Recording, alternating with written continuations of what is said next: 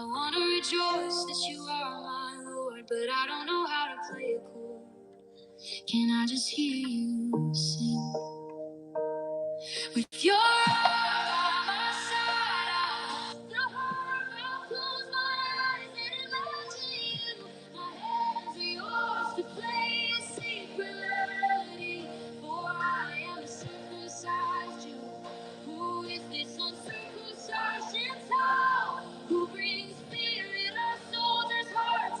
I will go stand, watch them until he departs. Better yet, I will challenge him before I see. I'll go alone just to run me. Everyone that thinks I'm alone, no, I have my servant by my side, and he does what he is told, because I'm part of his bride. I've heard you're not a servant by force. Go ahead, Lord, play your course. Not the honor appears to man. Oh, look at the heart. The heart that I placed in you was first in me. From the start, from stone to flesh, you became good ground. From dry and desolate, a garden of Eden is in you. Now I am the garden, that's how you grew. Keep your eyes closed as I make you new. I'll continue to play my melody. Get ready, here it comes. Tell me what you see. Through your melody as I read, I hear digging of soil and planting of seed. When I strike a chord, I hear your gospel notes that pierce the heart. Oh, how you secretly play.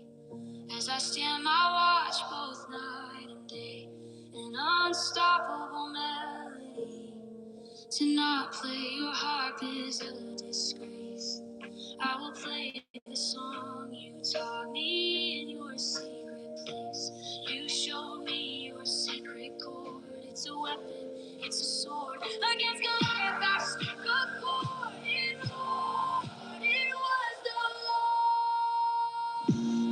Lord. Not the outer appearance of man. I look in the heart. The heart that I placed in you was first in me. From the start, from stone to flesh, you became good ground. From dry and desolate, a garden of Eden is in you. Now I am the garden, and that's how you grew. Keep your eyes closed as I make you new. I'll continue to play my melody. Get ready, here it comes. Tell me what you see. Tell me what you see.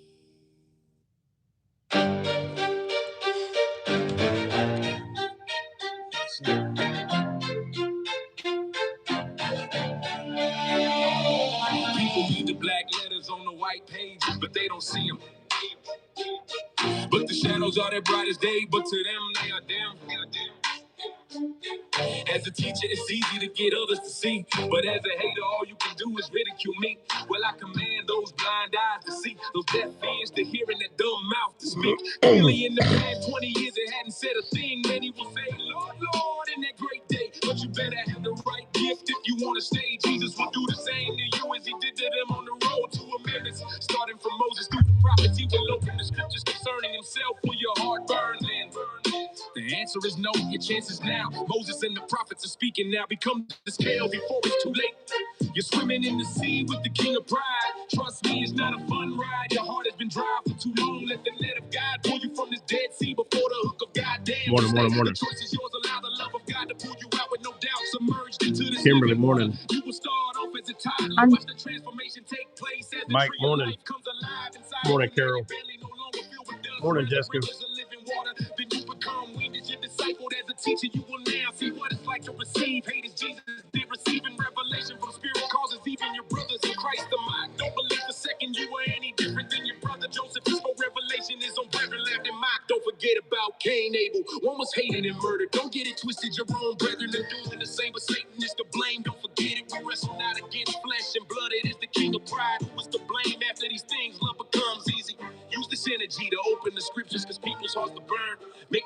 be the tree of life. Take the land, remove the sand. Every belly is yours to fill with that living water.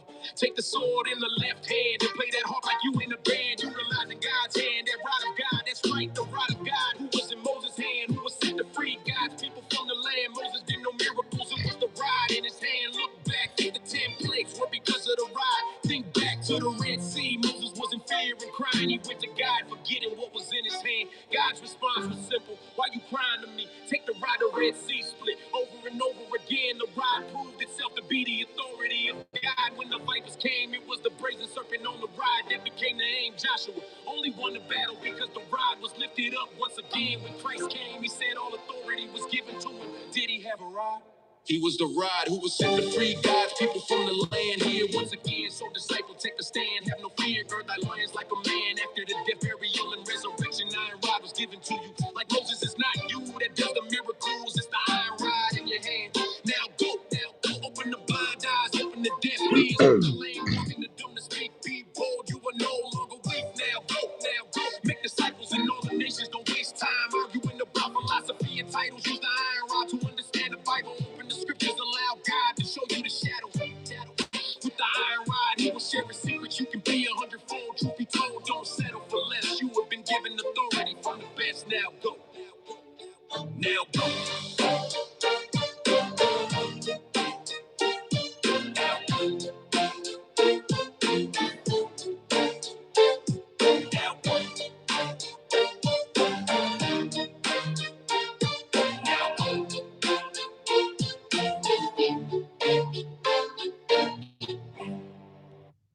They call me the toe stomper. Get your steel toe boots on. Try to have a question.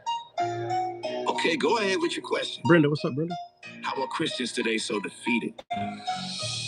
And that's easy. They need to take their thumb out their mouth and stop being so easily offended. And that's harsh. Shouldn't we be nice to one another? Is Satan nice to you, brother? Well, no. Yes, he is. He loves your flesh. But I don't. It gets in the way. And if you keep acting out from it, that's how you will stay. The Bible tells us the flesh is enmity to God. So tell it to shut up already. It's kicking your butt. When I hear the flesh give its testimony, you still sound like you were stuck in a rut. All I hear is death, no living breath. Our testimony is supposed to be of the spirit, full of life and resemble God like you got the iron rod. But when you give your testimony, you have a tendency to sound like the enemy and glorify him. But the sound of that testimony, you might need to question who your father is because you will glorify the wrong one, son. You say you have authority, why don't you use it? Grow up! I'm sorry, did I offend your flesh? Doesn't the Bible teach the flesh is dead? How is yours still alive? If I was to kick a dead man by the side of the road, I promise you he wouldn't budge. But the grass growing underneath your corpse tickles and you laugh. Fouls of the air pecking at you, tugs on your emotions and you float through the wind like chaff. You need to take a bath. Your life sounds like a horror film, like you're stuck in a nightmare you can't get out of. That's because you're focused on the wrong foul of the air. You need to focus on the dove. Because of that, you manipulate everyone around you to get in their feelings like witchcraft. You put them in an ocean on a small raft. You don't bring smiles to people's faces, you bring them frowns. While you tell everyone Christ lives on the inside of you is the proof of that. All I see is false crowns. I don't see it, I don't taste it, I don't feel it, I don't smell it, I don't definitely don't hear it. You are supposed to harness your emotions. The Bible calls it gird your loins. This happened because you got converted instead of being discipled. You need to start back at square one so you can finally give a testimony from the Spirit. A testimony that will cause everyone to want to hear it. None of the past that the flesh created, but of the now and in the future, the one that Christ advocated. You say you have authority, why don't you use it? Grow up! I'm sorry, did I offend your flesh? Doesn't the Bible teach the flesh is dead? How is yours still alive? If I was to kick a dead man by the side of the road, I promise you he wouldn't budge. But the grass growing underneath your corpse tickles and you laugh. Fouls of the air pecking at you, tugs on your emotions and you float through the wind like chaff. You need to take a bath. Your life sounds like a horror film, like you're stuck in a nightmare you can't get out of. That's because you're focused on the wrong foul of the air. You need to focus on the dove. Because of that, you manipulate everyone around you to get in their feelings like witchcraft. You put them in an ocean on a small raft. You don't bring smiles to people's faces, you bring them frowns. While you tell everyone Christ lives on the inside of you is the proof of that.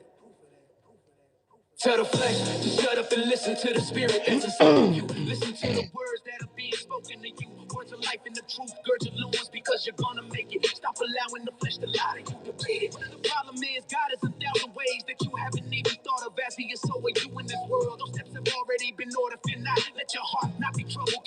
all joy. These are the words that should come out of your heart. Tell the flesh to shut up and use the shield of faith to block that dart. Harness your emotions, man, be like David and put on the armor of God and get in your car and throw that flesh down. Don't be like Saul, don't fall apart like a $2 suitcase. Harness your emotions, harness your emotions, harness your emotions.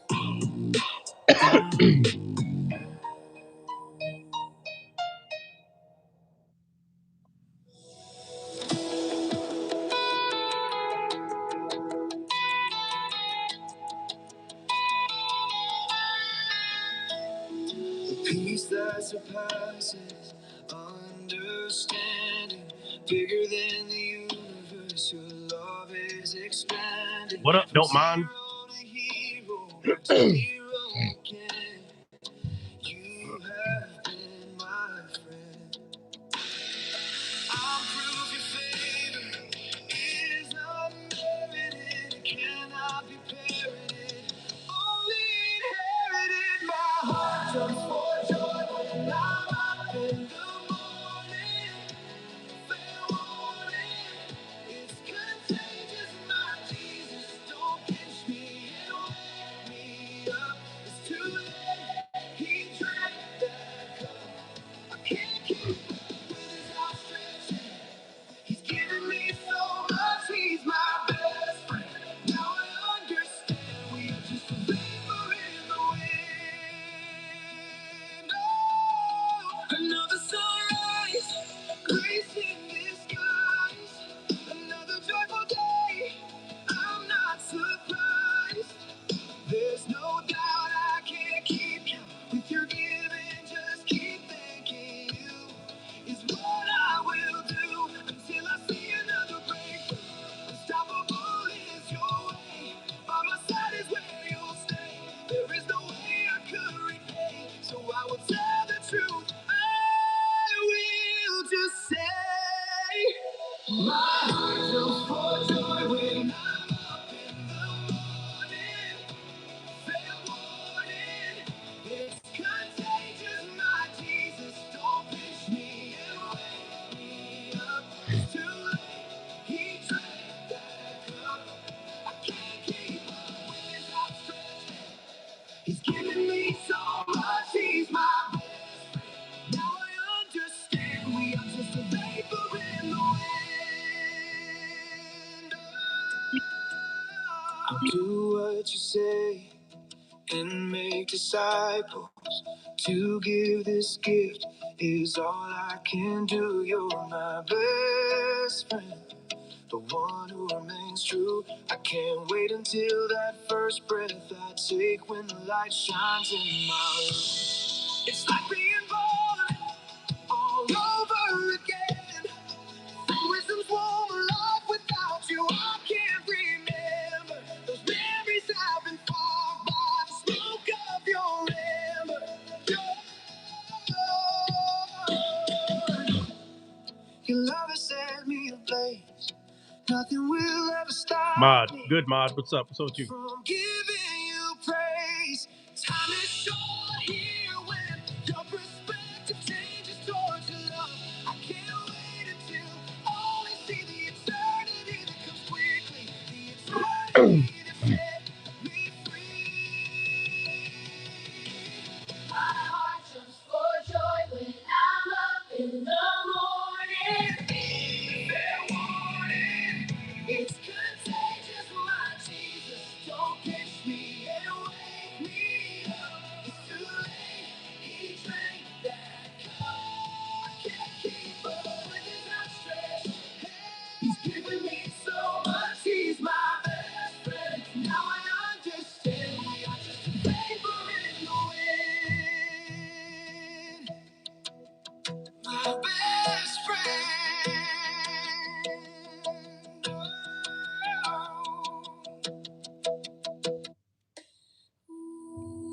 Go. Have a baby with her. Her womb is young. This will bring our son. I am with child from the richest man. I'm no longer defiled. This man is blessed of a mighty God. Now I have to get rid of this broad. My son will be born first. He will receive the inheritance. From him will come all kings. Now, how do we get rid of her? I need to think on these things. Oh, I see you looking at me with those coveted eyes. So it's the inheritance you're after. This all started with laughter. Well, the joke is on you. I'll be pregnant too. Then that runs and you will be through. Guess we look at one another from afar, but it will be my son who will be the star. The two mountains of Sarah and Hagar. One of bondage, the other of freedom. Are they equal? Absolutely not. Let freedom ring through the spirit. The flesh does nothing but lie. It steals and kills enough already. Mount Zion tells me the truth. Green leaves to green pastures, I shall not want. It gives to me abundantly. His name is Ishmael. Say his name Sarah. I dare you. He's the firstborn through bondage. He will rule because of him. God will walk through the garden while it's cool. Sarah, don't be a fool. I see you both day and night while you drool. Your womb is a dry desert. You will see no seed will enter and become fruitful, none indeed. But you will be allowed to watch my son grow.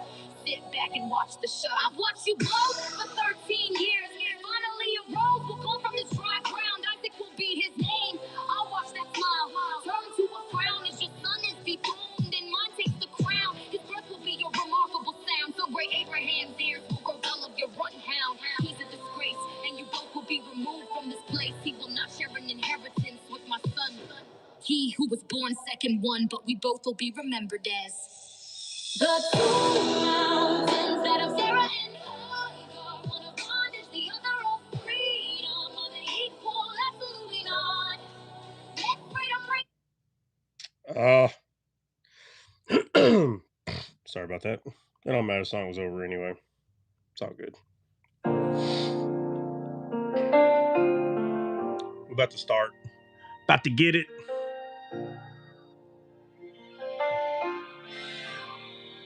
Seek her as silver, but where do we look in this book? I see the word wisdom, but how do I make her mine? I've read about wisdom more than once, but she hasn't been given. What else do I have to do? I'm in the insignificant detail, not in just word, but in picture. I am the entirety of the feminine, whether man, beast, or fowl. I'm the her and she in its totality. I built both arcs, the tabernacle and the temple. I'm Samson's riddle, the writing on the wall. I'm Noah's dove, Balaam's donkey, the two she-bears who came out of the woods. I'm there when you don't care. I'm your smile when patient comes through. I'm your laugh at midnight during scripture breakthroughs. It was me that made you see. I'm the question that comes after each verse and through patience. I'm the answer. If you don't have me, you can't give me away.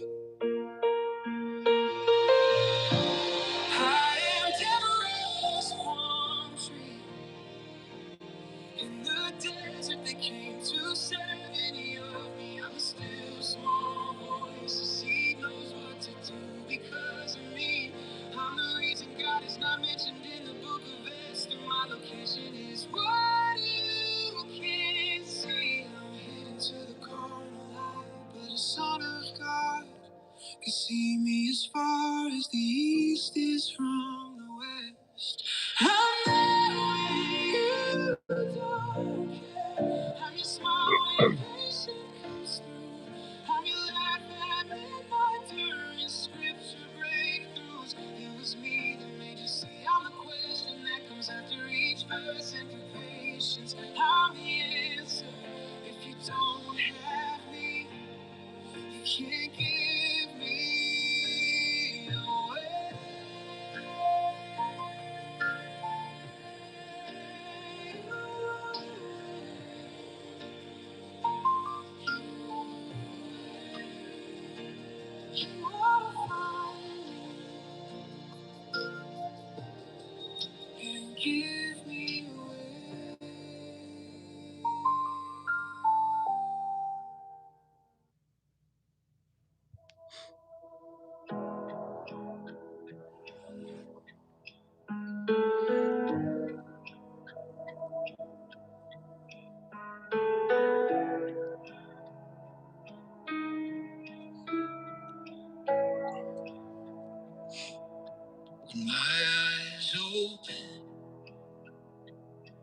Odin, you back? Exactly what I was. What's up, Odin, man? You doing all right? I came from, I was ruddy like the shore around. I was made in the image and likeness of God. I had the spirit of God living in my soul. This body I am in. Everything was fine until I believed a lie. A lie I was told if I believed I would die. The separation took. I no longer see his face. Out of Eden we go, but God's goal is to redeem man soul with his own. My body was from the dust of the ground. God's own breath made me a living soul, and the Spirit of God Almighty dwells in me. I am spirit, soul, and body. Oh, what a privilege to be made like God. Moses, Moses, put off thy sandals from off thy feet. Bring my people to me so they can eat.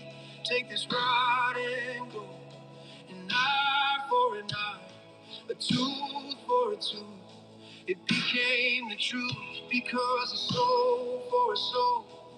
This is the goal as a shadow. Samson said, let my soul die with the Gentiles. Then he pushed the pillars down. But it was Jesus who came down and planted in dry ground. A soul for a soul. This was the goal God gave.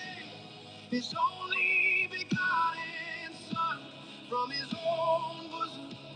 His only soul, and on the cross, Jesus said it is finished.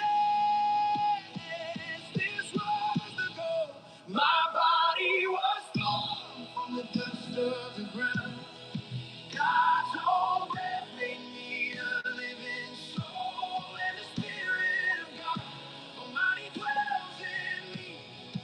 I am spirit, soul, and body. Whoa, what a privilege to be made like God.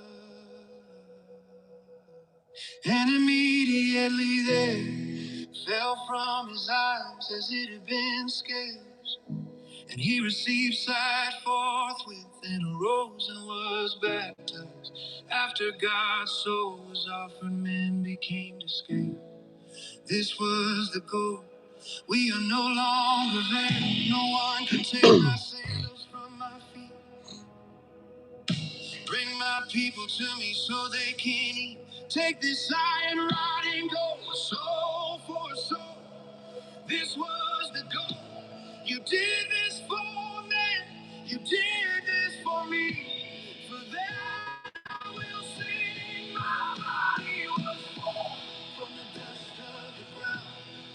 God's own breath made me a living soul, and the Spirit of God Almighty dwells in me. I am spirit, soul, and body. Wow. Jason, what's up, bro? That's a good cereal, though.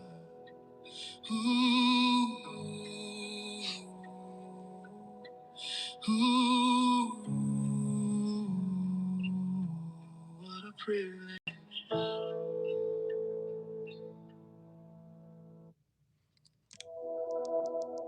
What is going on? What's up, man? Y'all ready to do this or what? Odin, I read most of your messages. Yeah, man, life sucks. I mean, it's facts, 100%. Hold on. Yep, everybody's got pain in their life. Me personally, I've never met anyone that doesn't. Talking about life, we didn't have same. Yeah, man, life sucks. I mean, what you're describing is life sucks. Like, you know, there's somebody that will trump your sucky life with theirs. And that's not the way to live. The way to live is not going around trying to prove you got the suckiest life or you figured out a secret that life sucks. That's not a secret. We've been told that since we were little, and times are hard. Times get hard. If you've never had a time that was hard, give it time. Give it time. It'll be hard.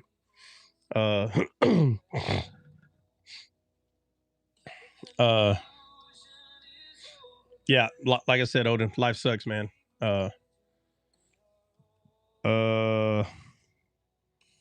What do you think I am, Willie? I'll let you guess. What do you think I am? I can already tell you're going to be wrong. What do you think I am, Willie? Take a guess, buddy. No, wrong. You don't judge a book by its cover. You ain't. How old are you, Willie? Please tell me you're not. Please tell me you're not older than 21. All right, that's it. You only got 2 guesses. They're both wrong.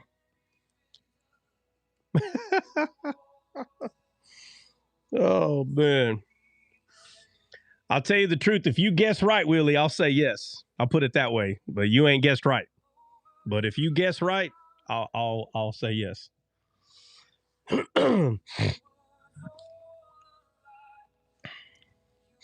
I'll give you a couple more tries. You're way off. Not even close. Neither one of them. Don't judge a book by its cover, Willie.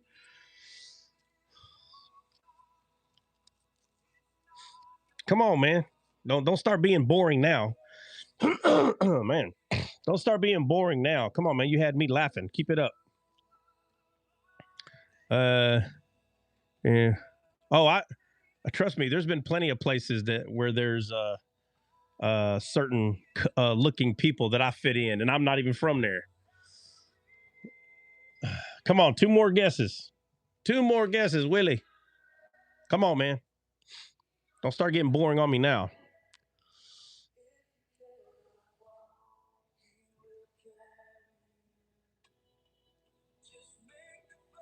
Jose, what's up, Jose? Just woke up, opened my YouTube, and first thing I see is you. Oh, man, I don't know. Now, if you're a Christian, that'd be good. But if you're not a Christian, you're probably like, yeah, why's this guy? Get this dude out of my face already. Willie, you're boring, man. Come on. Come on, man. Hey. That's it. You know how many different nationalities there are in this world?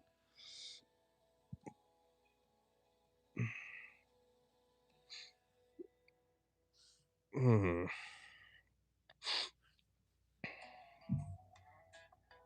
don't know what that means.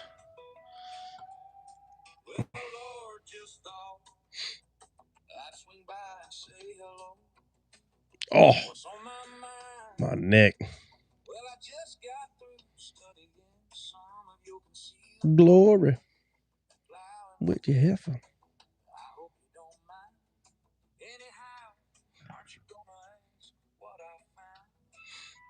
Banger beard. Willie, he's ashamed. Who's ashamed, Willie? Ashamed of what? Who?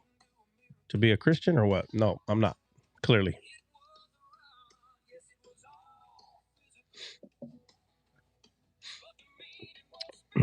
Willie, are you talking to Odin?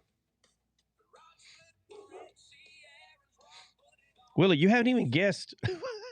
You're still talking about my nationality? What the heck? Willie, what the heck, bro? Are you high? What the heck? Oh. You look like Jack Black. Guys, what is Jack's Black nationality? Somebody find out. I don't want to hear your dumb guess. Go find out for real. What's his nationality? I don't know what it is.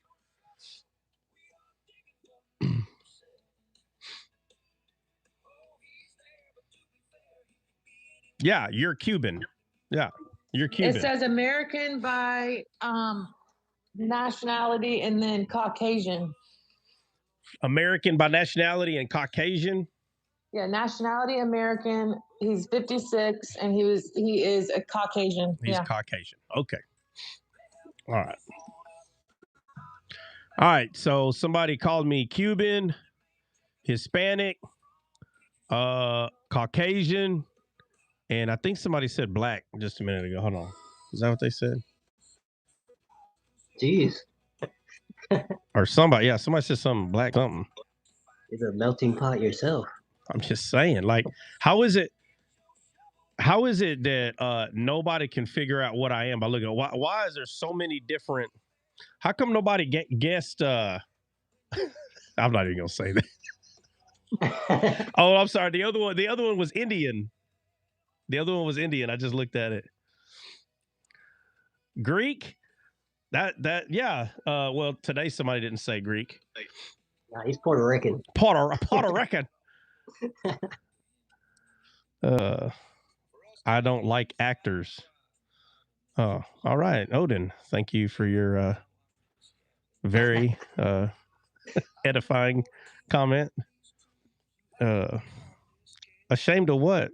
Willie, I'm about to kick you off, bro. You're weirding me out. Ashamed of what? What the heck are you talking about? Are you saying like ashamed to tell you? Is that what you mean? Maybe you're an old dude. Are you old? Willie, how old are you? Hold on, let's get something clear. If I knew how old you were, I'd talk to you differently. But you acted like you're 12, so I got to pull out the paddle. You're what? Ashamed of what, Willie? How old are you, man? Like you're kind of. Help me out, Willie. I'm gonna calm down. Maybe you're an older dude. How old are you?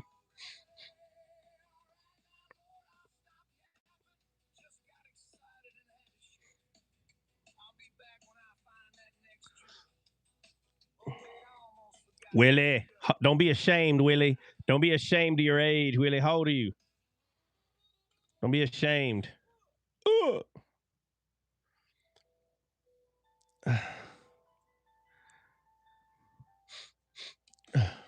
Tell your race, and I'll tell you my age. Yeah, see, the difference is I really don't give a crap how old you are. For some reason, boy, you care. You have to know. Is he one of mine? I need to know. Is he one of mine? So what if I'm Indian, you're gonna not show up anymore, Willie? If I'm Indian. Oh, you're such a liar, Willie. Willie puts me either. Willie, it's the first thing you asked when you came up here. Are you Mexican? It's the first thing you ask. And if I say, well, actually, no, I'm this. Oh, I need to go watch a Mexican show. Get out of here with that crap. Willie, we want you to hang out, but come on, man. Don't do that. Don't do that. Christopher, what's up, Christopher? My day's going amazing. Just giving Willie a hard time because he felt like he needed to wake up at 9:30 in the morning and give D-Scale a hard time because he's missing 2 toes on his left foot. Trot, do a what? Do a zoom in on the stash. It's not how you spell stash. There you go. That's from my buddy right there. Did that work? Did it work? You're such an idiot, dude. You're an idiot, dude. 99 no, dude. Do a zoom in on that stash.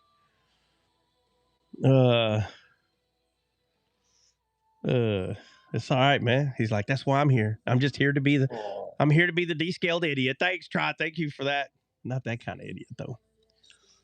It's a political motivation. Yeah. Man, I think Willie, you left. Loser. Couldn't hang out just a little bit longer.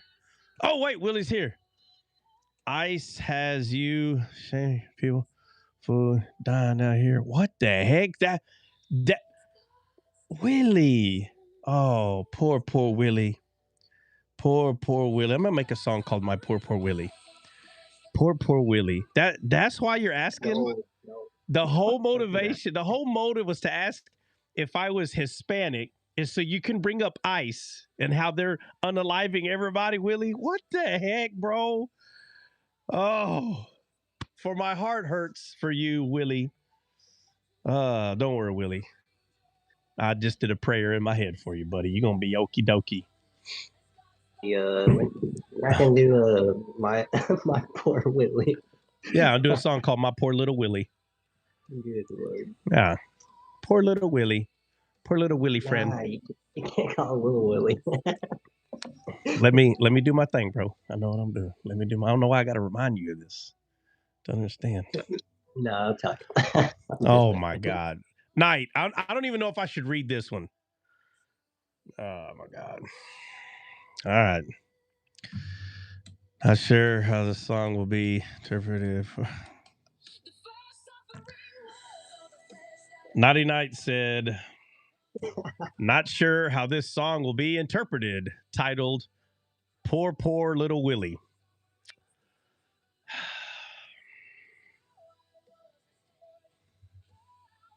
Naughty Night, next time I go live, I'm going to stop you from paying for blown up comments. Like 3 days in a row, like all week one time. Just so you can't do it. Yeah, I know. He's getting a kick out of this. Okay, I see what this is. So now, okay, all right, I get it. I don't even want to say what I'm thinking because I already know it's going to get worse if I do.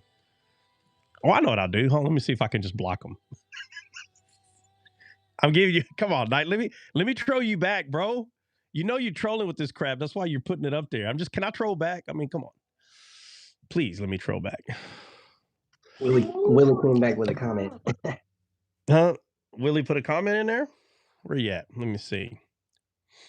I don't know. Where's? No, he didn't. Yeah, no. I got you. I don't see a comment. I think Willie left. Willie was like, heck this dude. I can't throw him. I can't throw him to the ground. Oh. Hey, Trot. Yeah. I have to be leaving for work in a few minutes. I don't know why I need to know that. I don't know why I need to know that. Because I want to tell you something. Oh, what's up? Okay, I've been listening, and I think I've got about the garden. Okay, about what you're talking about. But I've been reading with a friend of mine through the Old Testament, and we were reading in chapter 13. Wait, let me find it again. Where was it? 13 or 15? Where he was talking about the tree, and I think I totally got it finally. I mean, I've been getting it, and I've been listening, but I was still kind of struggling. Is it that the reason why God told him not to eat of the tree of the good knowledge because it was Satan? Yeah, that's what I said. That's I why. know, but I mean, it just got me when Job was talking about, about the tree and it's in chapter 14, but I can't. It's okay. It's okay. And it's all over the Bible. It's not. Listen, I'm telling you, it's not an easy thing to tell somebody because you're crushing the old baby. The little kid understanding that they've had for a long time, it crushes it. It totally destroys it. The little baby understanding that we had, and nobody wants to mature from that. But there is a maturity to this truth. Listen, I say this all the time. You don't have to grow in this to be saved. You know, understanding what Christ did is salvation. That's the easy part. But he puts so much here so we can continue to learn. And there's so much in there. You couldn't stop learning. You couldn't stop learning. You would become unalive first before you figured out everything in there. Right. It's like I've been listening, and I've been getting it, and finally I just saw it, because that one part when it got to me about that, why would God tell him not to eat from that fruit? Okay, that's the first time that I caught what you said about it. I knew that he was Satan, but this chapter finally dawned on me why he said that. I knew he said that, but it hit me why he said not to eat from that fruit, and I just got excited about it, and I wanted to share with you that I finally got the whole picture why he told them not to, and I appreciate you're continuing on with it. Like when somebody asks and you're explaining, and I listened to the video, and stuff, and I've listened to it, and I was getting it, but it was still, that one part was still puzzling me. And now through this verse is right here where Job was talking about it and everything, and I finally was able to explain it easier to my friend last night that I'm reading, through the Bible with, that I was able to finally explain, and it blew her mind because I haven't said anything to her because she is totally an infant, like on formula. Okay, and I read the Bible, and I tell her, that Jesus is through all the whole entire Bible, and I show her where each time. But last night was the first time that I was able to show her and able to explain to her why, and it just blew her mind. Yeah. And so I've got, to tell her more, and I just want to tell you how much I appreciate you going on about, like continuing to explain it, and how I finally was able to get it. And I just wanted to tell you thank you.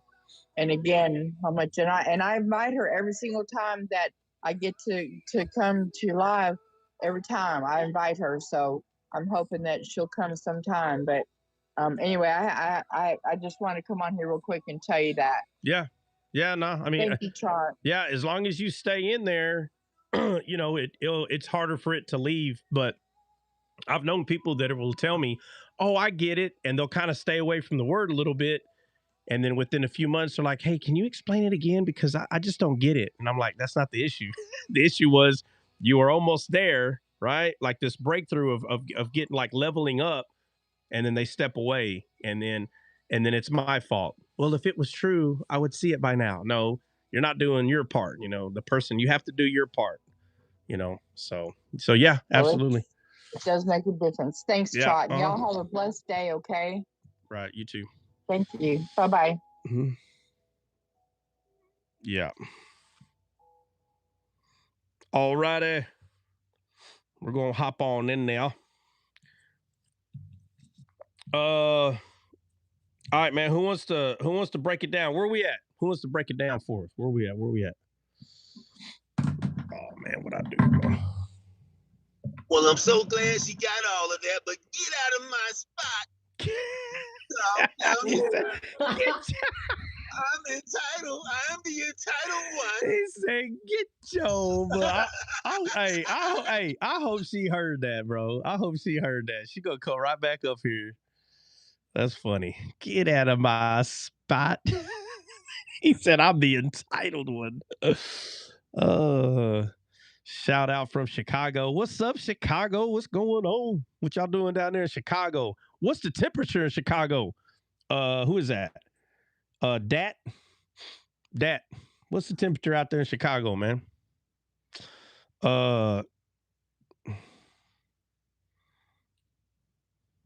Tyler, what's up? Well, Tyler, I comment. I guess I'm just gonna have to read that. Damn, that beard thick. Well, I don't think it's that. There's a lot thicker ones out there. 10 degrees in Chicago right now. Woo! Not over here. We're in the 30s now. And guess what? It was only under the 30s for 1 week. We might get a couple more days of it, but overall. I tell you what, Troy, that beard, remember I told you about a month ago about how that beard accentuates your face and everything? Yeah, what about it? Yeah. Hey, I saw somebody had in our text messages, who was that put that picture up of you where you was they had clips of you, like screenshots, and you were looking into the screen. What? But yeah, man, that beard brings you out so fully, man. Especially when you like driving the point to the jugular or whatever, you like saying, "Gosh, and you talking." I don't know what you're talking about, bro. I don't know what he. Hair on your face, it brings you out so much better than when you didn't. Oh. So are you trying to say he looks better with a beard? Is that what you're trying to say, but you don't want to say it because you're a man? I told my brother he handsome. That's my handsome brother there. It sounds like you're saying that I look more like a cartoon character with it. Yeah. Hey. I want to say more Animated. Okay. I look like a drawing. Yes. Yeah, the perfect sketch. We don't need no sketch, no etch a sketch. You are it, brother. Don't etch a sketch. Hey, 99. Hey, 99. Listen, you know people on YouTube troll, right? 99. I mean, amazing. I'm sorry. Amazing. What? You know people on YouTube troll, right? All right. So somebody talking to you right now, bro. I got to read this comment. You ready? Yeah. Said, hey, trolls be trolling, bro. Okay, they said, amazing been drinking King today. I'm not sure what that means, but I'm guessing some alcoholic beverage. I guess I don't know what that is. What the Royal Crown? I don't know. What is that? What's King? I think it's the Royal Crown. I don't know. I'm trying to ask you. King beers? What the heck is King beer? He said King beer. I don't know. What they're saying is you're giving me a compliment, so you know you must be inebriated. Man, that beard is perfect in every way. That beard's something else.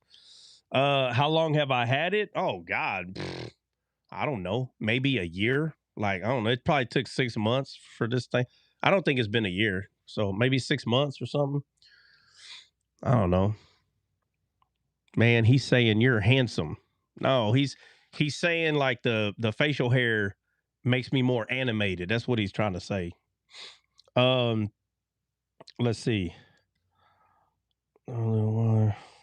Crown Royal? Crown Royal? Like the drink?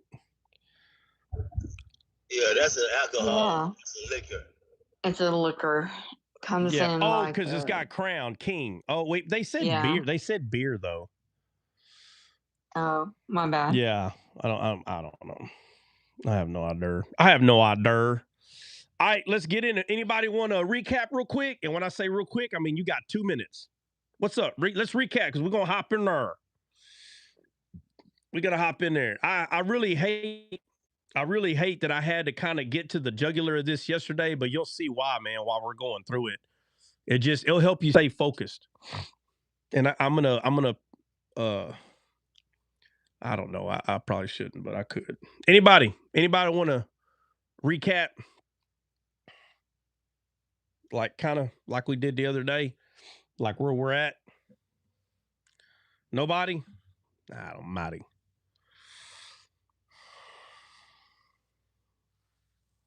Oh, Bait's in here. Bait, you want to recap, bro? Bait. Corona. What? Bait, you want to recap? No.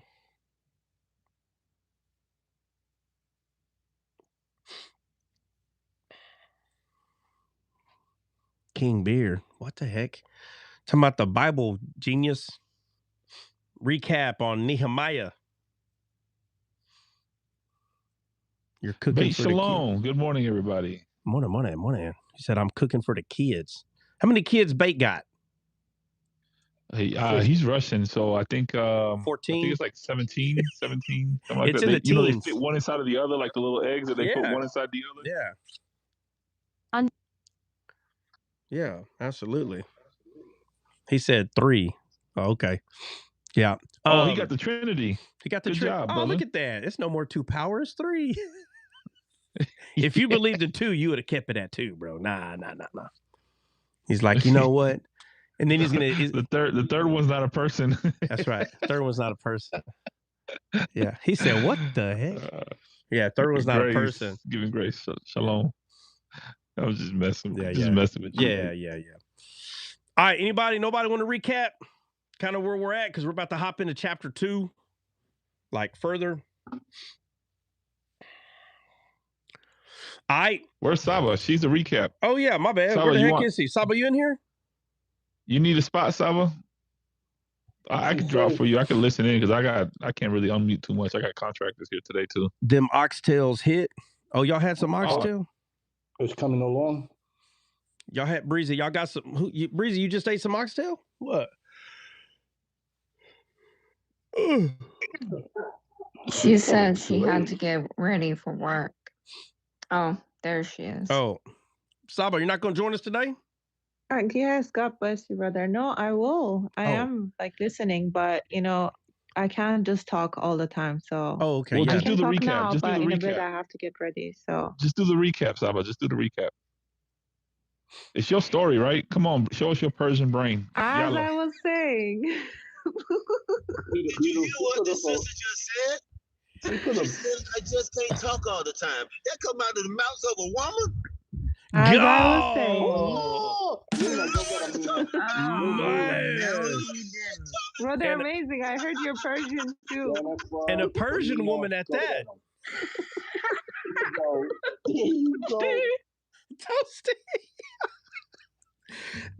So I was like, that's why I didn't want to come up. I knew it. Hey, she's probably already at work, bro. And she's like, people are like walking in. No, not yet. Oh, okay. No, I'm still home. Yeah. Yeah. So, with the recap of Nehemiah, like we went over chapter 1 and 2, but like 2 up to 3. So I don't think we went over 3, like chapter 2, verse 3. Yeah, no. So just recapping, like kind of like not just Nehemiah's story, but the other part I'm kind of going over. You know what I mean? Like kind of both of them together. Just a recap real quick. Or no? So do you want me to just give the story of what happened in 2 and 1 and 2? Pretty much, not the whole chapter. Yeah, but just like where we stopped. just from chapter 1 to verse 2. So I'm sorry, all of chapter 1 and chapter 2, 1 and 2, verse 1 and 2. Just that. All the way to where he's like, the king noticing that he's sad, and he says, well, I know you're not sick. Just that, just from 1 to there, and just kind of go over what you remember. So the king of Persia at that time that Nehemiah was chosen, and Nehemiah being the son of Hakaliah, at that time he heard the news while he was working. I mean, for the king of Persia, he got a news from his people from Jerusalem that the wall of Jerusalem have been burned down, and the remnant that was left behind, who was left from the whole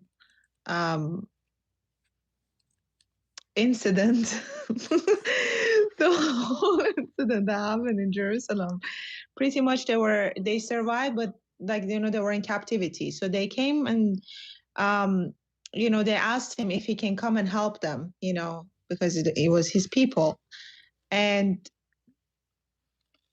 so if I want to go in details, like what you went over and what you explained, for example, in verse 3, you went over the remnant there. They said to me, the remnant there in the province who survived the captivity are in great distress and reproach. The wall of Jerusalem is broken down, and fortified gates have been burned, destroyed by fire. So we know that the wall represented like in concordance meant with wall of protection. So the wall of protection have been burned down pretty much. And we went over that the gates, it represents also the gates, the angel that was protecting the gates of heaven, right? So it represents that. That the wall have been broken. There is no protection for that. And we went over like why the angels were protecting Eden after the Adam and Eve, they pretty much not got kicked out, but they got out of Eden because they fall. So, and then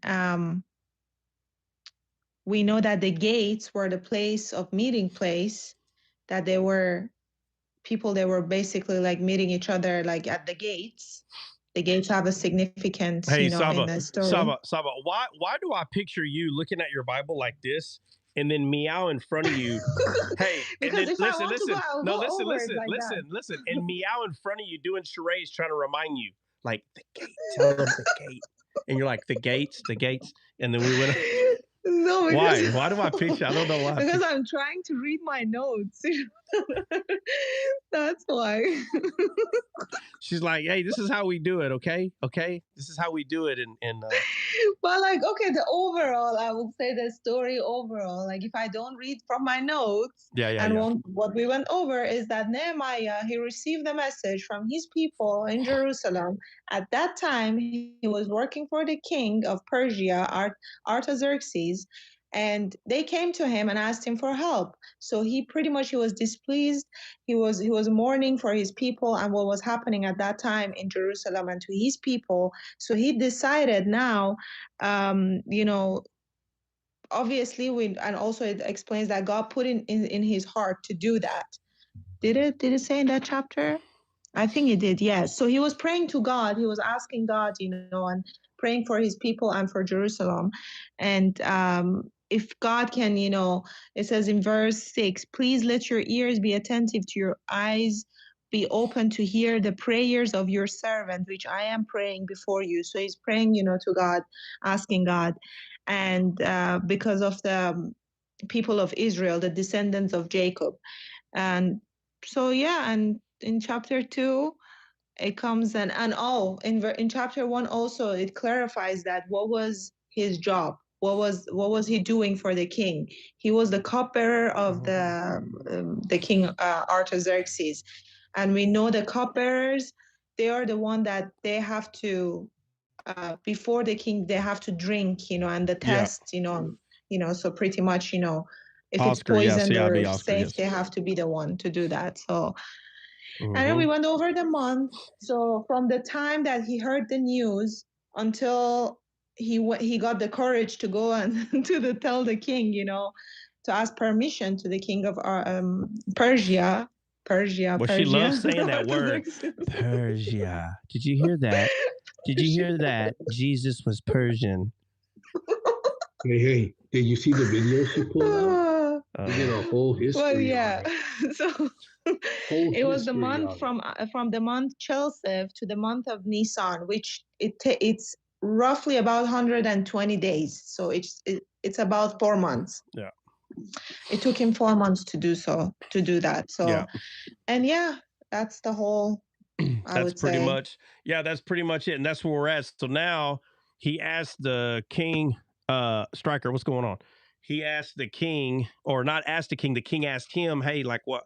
Why is your countenance fallen?" And it's hard when you start understanding like how Jesus authored the entire Bible.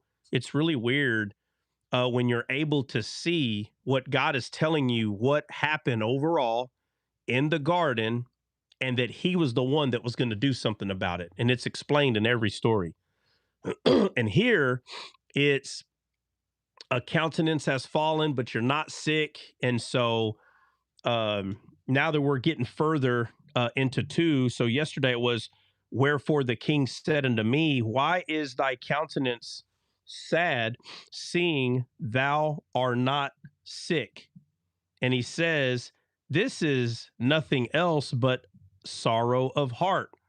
Then I was very sore afraid. So we went over but you are not sick. So you're not sick. This is sorrow of heart. So let's go look at sorrow of heart. Who's gonna do that today? Who's doing that? Let's see. I'm sorry, I was on mute. I can help you. I got it. So where are we going? Nehemiah? Yeah, Nehemiah chapter 2, verse 2. And we're looking up sorrow of heart. All right. So there it is. Sorrow. Sorrow is Hotel 7455, which is Roa, which means badness, evil, badness, bad quality, sadness. Mm-hmm. Yep. All right. And it should be pointing to something, though. It doesn't say it there. Yeah, it points to it points upwards towards but. Yep. So yep. But it should say something about marriage in there, in that phrase. Well, yeah. So sorrow equals marriage, correct? Yeah. No. Sorrow equals marriage. Not like that. Yeah. But it's only for the guys. I'm sorry. But it's talking. Nah, man. Not if you have your heifer, bro. You got to have her. Yeah, now you got to have. Boy, you got to stay on her. You got to stay on her. No, but it's just really weird. It's really weird that everything that's being said, we get to this point right here, and it's talking about, well, you're not sick. This is a sorrow of heart. Is what it says. And I'm going to say this pretty quickly, and y'all just going to have to kind of meditate on it on your own while we're going through the rest of the story. But I'm trying to show how perfectly God put everything that's occurred. He put it in there for us to be able to see. And it's just really funny to me that he tells them this is a sorrow heart. And it just so happens that this kind of sorrow is kind of pointing to like as marrying or as in a marriage. Okay. And so So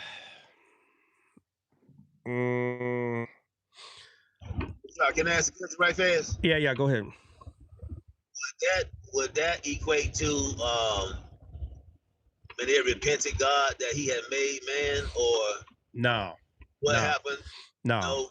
It's pointing to. I'm gonna go over it real quick. I'm gonna try to do it as fast as I can. So forgive me. We are gonna try to finish chapter 2 today.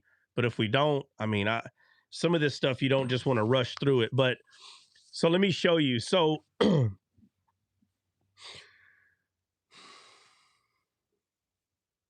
let's look at all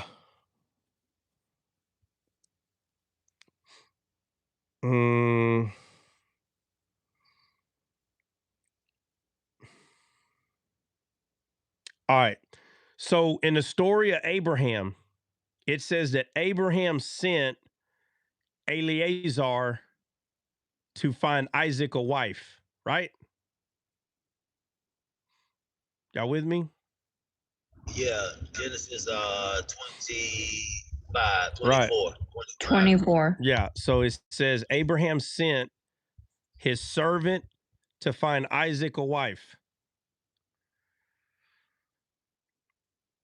So Jesus sent his servant to find what? You understand? Watch. Just don't answer. Just listen to what I'm saying. Oh. So when we look at again the story of David and Saul was told that if he did everything God told him, his kingdom would have reigned forever. Right? We talked about that yesterday. So let me ask, if Adam would not, the first Adam, if he would not have eaten from the tree of the knowledge of good and evil, and I know people, I know why, that they cannot understand, they can't see how this is Lucifer. They don't see that. They still see a big tree there with fruit hanging because they don't want to level up. They're like, no, man, physical fruit. Listen, if he would not have eaten from that tree and he would have ate from the tree of life and the other trees, would he would have stayed there forever? Yes. Yes. He would have. He would have. Garden. So yes. would Jesus be sacrificed? No.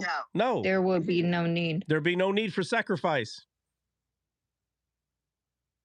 I need you to rethink what you've been thinking here for a second, because this keeps being shown to us in the Bible. There's a reason, guys, that it keeps being shown to us. There's a reason these words are spoken. If you, Saul, if you would have done everything that God told you to do, your kingdom would have reigned forever. Adam, if you would have done, which is what? Be fruitful and multiply. If you would have done what God told you to do, it's not just don't do the thing I told you not to do. No. It's both. But if the first Adam would have done what God told him to do, he would have reigned as the Adam forever. Does anybody disagree with that? I don't know how you would. This is facts. That's why we see this. And brother, like, what's like, I've been also thinking about that. If what happened in the garden, it didn't happen, right? Mm-hmm. If they didn't fall, then we wouldn't know love, because love is a sacrifice that God did for us, right? We would not know love. But exactly. But there's so many things that are being proven. Because of these things happen, it's proven to a person that knows these stories. God is proven to you in this way. It's proven because we keep seeing that God on purpose allows, and I'm going to use that word, not for the purpose that other people use it, but I'm going to use that word because we speak English.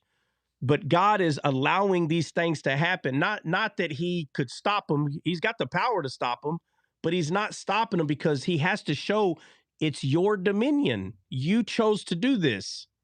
You understand? So the allowing is when God said, you have dominion. You have choice. All right. So the allowing is when God gave dominion. So once he gave dominion, okay, don't cry to me because you're in charge. Do with this dominion as you will. And it shows what man will do with their dominion. It shows it over and over in so many stories.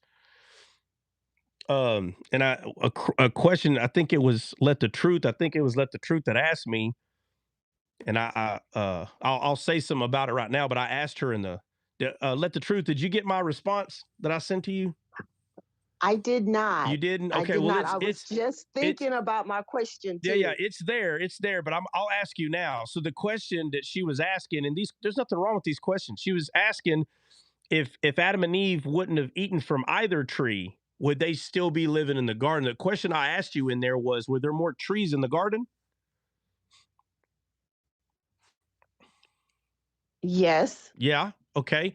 And God said that they can eat from those trees, right? Right. Okay. So those trees are not bad trees.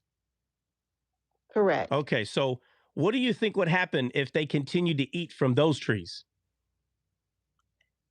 They eventually would have ate from the tree of life. Why? Because it was one of the trees that they could eat from. Well, you have to understand that Jesus is the tree of life. If you don't understand that, then you're not going to answer this correctly. So all those other trees would have been leading them to the truth. Oh, okay. Okay, so eventually they would have gotten to the truth. Yeah, they would have, through the truth. Through the good news that the other trees would be telling them, and they would say, where are you getting this from? Oh, the tree of life. It's kind of like when people are like here on TikTok. It's just an example. Mm-hmm. It's an example, okay? I'm not God. All right. Next time you go to someone's lives and they say, Trot's not God, you don't need to be at that live. That's stupid. But here on TikTok or YouTube, for example, if you go to someone's live and someone's asking you, hey, what do you think about this? And you tell them, and they go, wow, that's actually pretty good. Where'd you learn that? Oh, well, there's this show, Descaled. You understand? You're going to tell the truth where you got this understanding. I was over here listening over here. You understand what I'm saying? Unless you're Rise Wolf, then Rise Wolf, he don't do that. He invented it himself. Hopefully he's in here listening. He gets mad when I do it. But not right. Rise Wolf ain't gonna lead you to where you got it. He's gonna be like, I am the vine. Ye are the branches. But I'm saying it's that kind of way of thinking that you hear something that's true, you tell someone, and if someone asks you where you got it, it's normal to say, oh, right over here. You understand? Yes. So even though we point to a physical person you're still saying the truth was given to you by God. You're still saying that, but you're pointing to the person that gave it to you. That's where you're pointing. But the only reason why you're pointing to him is because you know that that man points to God, not to himself. You understand? Yes. So if anyone was to ever give you a truth and you thought that that man learned that truth from Satan, would you go point anyone to that man? No. Why not? Because that truth is from Satan and it's a lie. Right. Therefore, it's a lie. So, right. So, anyone on a panel, has anyone on a panel ever said, hey, man, you need to go check out Descaled? Anybody on the panel? Have you ever done that? Yes. Okay. All the time. Okay. All right. So, but do you do it because, have you ever said to yourself, well, no, try to, he points to Satan. Well, if he points to Satan, I'm not telling anyone to go over there. Would you still tell people to come over here? Absolutely not. No. Of course Yeah, not. of course not. So the reason that you send people to Descaled is not so they can worship Trot. You send them over here because I point to Christ. That's why you send them. So when people say the Bible says don't listen to man, listen to God, guys, wake up. If the person is pointing to God, you can point someone to that person. I don't understand this. The man It's that like how Paul taught, the disciples and Jesus. Yeah, so like should I tell someone to go read Paul's inspiring letters? Should I tell someone to read them?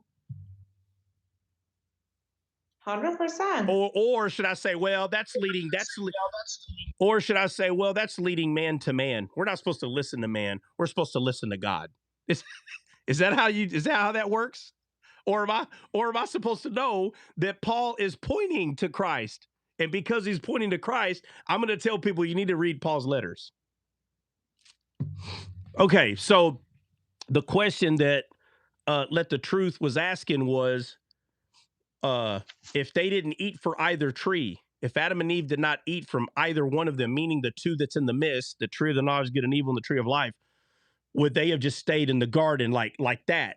Well, it's a good thought at first, but when you understand what trees are, you understand discipleship.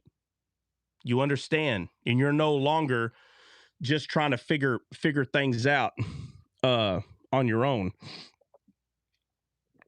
And brother, like how truth is just like when you hear the truth, when you have the spirit of the truth of God, in you, once you hear the truth, it's like it sits there, nothing can just shake it, nothing can take it away. Like even though like in the beginning when I used to join Descaled, like people like we know that they don't come here. They used to tell me, don't go, like, he's trying to, I need to protect the flock and all of that. You guys don't go there, but somehow like it keeps drowning us like to come back again because the truth it's just always I don't know, it's too good to be true. Yeah, because it still points to Christ. All this stuff that I ever go over, it's pointing to him, period. 100%. The teachings, things like you have the gift of teachings, and don't be like shy to keep saying it, because I always say about you, like, you have the gift of teaching. Someone has the gift of, it's not like we don't have all the gifts. We have it. We can have access to it. But some people, they're like more like good at like, and that gift, like, they're training themselves. It's cultivated. You understand? Yes. It's cultivated, right? So yes, exactly. The front porch, would you say? So Trot is the gardener and the tree. Well, the Christ in me is, right? The Christ in me is the gardener. Right. And the Bible says those who save souls are like a tree of life. So it's very weird when people are scared to admit what God is calling you. None of us will ever be above God. Never. It'll never happen. Well, none of us should be saying, I want to sit on the mountain of God. Listen, through Christ, we are where he sits. And where does Christ sit? At the right hand. Right? Christ sits at the right hand of the Father. But we're not there because of pride. Pride is not how we got there.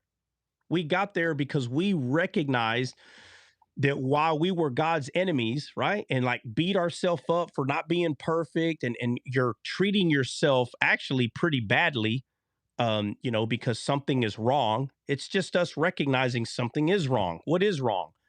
Well, we learn about it. Look what happened with Adam and all these things. And we're like, oh, okay, well, then how do we make it back to God? And so what ends up happening is people make you believe that you have to make it back to God. Well, if that's the case, ain't nobody going back to God then. It's just not going to happen.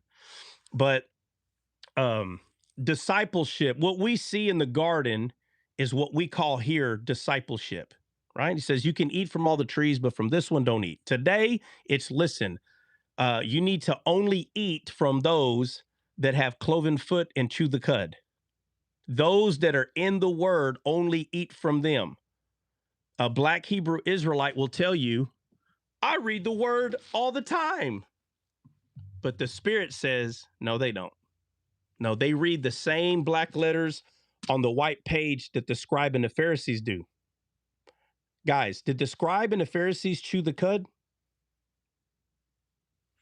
No, they couldn't. They didn't chew the cud. So there are people today, they read the black letters on a white page just like the scribes and the Pharisees, the same way. They misunderstand. They miss Christ. They miss him. They miss him. You'll have people say all the time, oh, well, I used to do that, or I used to believe what you believe. Really? Huh. Tell me about it. Tell me about it. But the way I open scripture, they don't open scripture that way. Who's lying? Somebody's lying. Either I'm lying and saying that they never used to believe the way I used to believe, or they are. Somebody is lying here.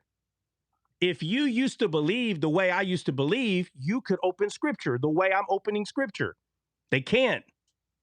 It sounds good, though. Black Hebrew Israelites, I used to be Christian. Whoever these people are, oh, I used to be Christian too, just like you. No, you were not a Christian like me. You may have been a convert like everybody else, but you were not a Christian like me. If I'm saying, if you're going to use that term, Christian, whatever term you want to use. I don't know why the Catholics are so, I don't know why every time one comes up here, they bring up the Luther guy. What? That stuff drives me crazy. Who is this guy? And they're like, you don't know who this is? I'm like, bro, I've read the Bible a lot.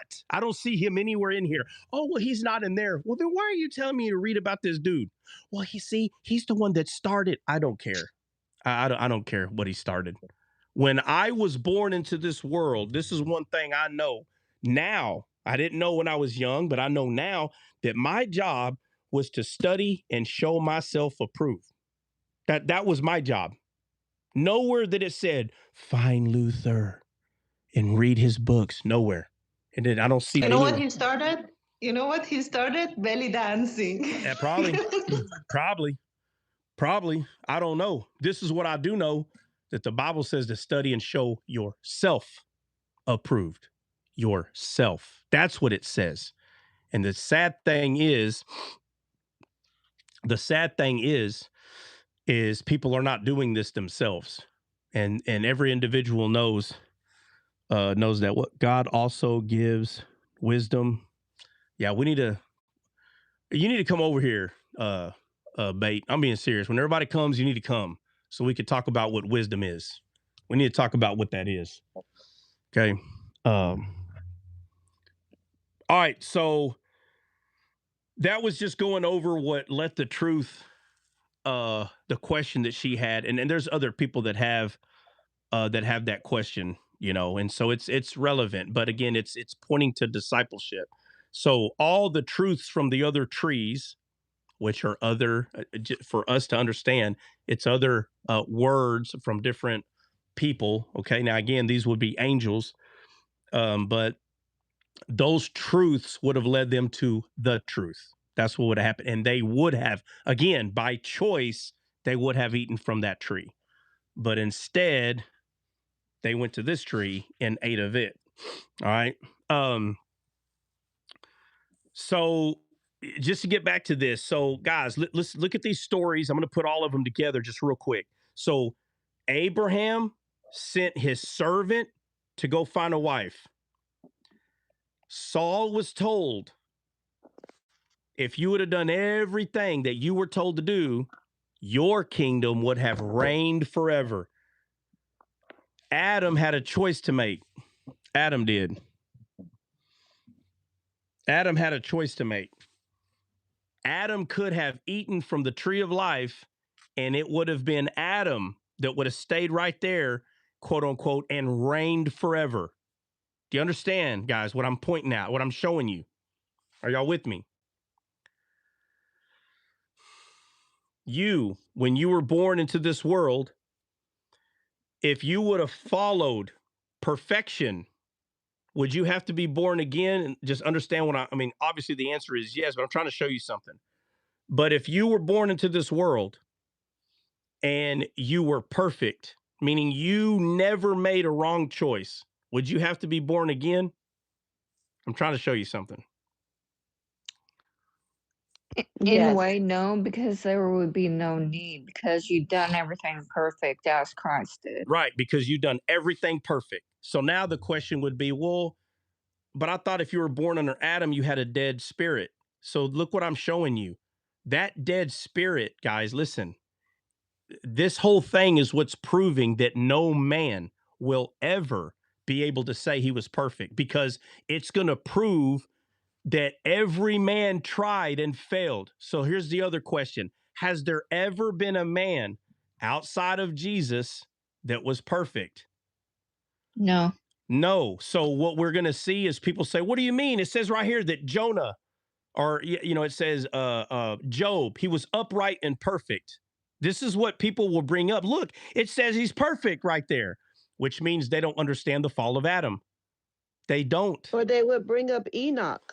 I only need to bring up one. Joe, I mean, I could bring up Enoch too. I could bring up Elijah. We can bring all of them up. But listen to what I'm saying. How could a man born under Adam be perfect? This is what I'm trying to show. They read the words that these men were perfect and upright, and they automatically assume their spirit was perfect. So did Enoch, listen, through the lineage of Adam, was Enoch perfect? No. No, he came from Adam. I don't understand this. I do not understand. This is what I'm trying to show, that they fight against this. They fight and they try to prove that a man can do it. I'm sitting here telling you, this is what the Bible is showing, that a man can't. That is actually what the Bible is showing, that a man can't do it. Adam couldn't do it. Listen, Adam was more perfect than we ever will be. Agreed or no? Agreed. Agreed. Nothing was passed down to him. He was perfect the day God met him. He was perfect. And he failed. And now that we have received his fallen spirit, now we're going to say, oh, but we can, my friend, this man, nothing was fallen about him. And now that we're in a fallen state, we're going to say, oh, but Enoch did. How does that make any sense? This makes no sense, bro. The Bible is not trying to show us who made it. Enoch made it. Elijah made it. That's not what it's trying to show us. It's trying to show us that no man, the Bible shows this so many times, he looked and could not find a man. Guys, based on what I just went over, Abraham, even David, I'll throw him in there. Adam, Abraham, David, Saul, he could not find a man to do what?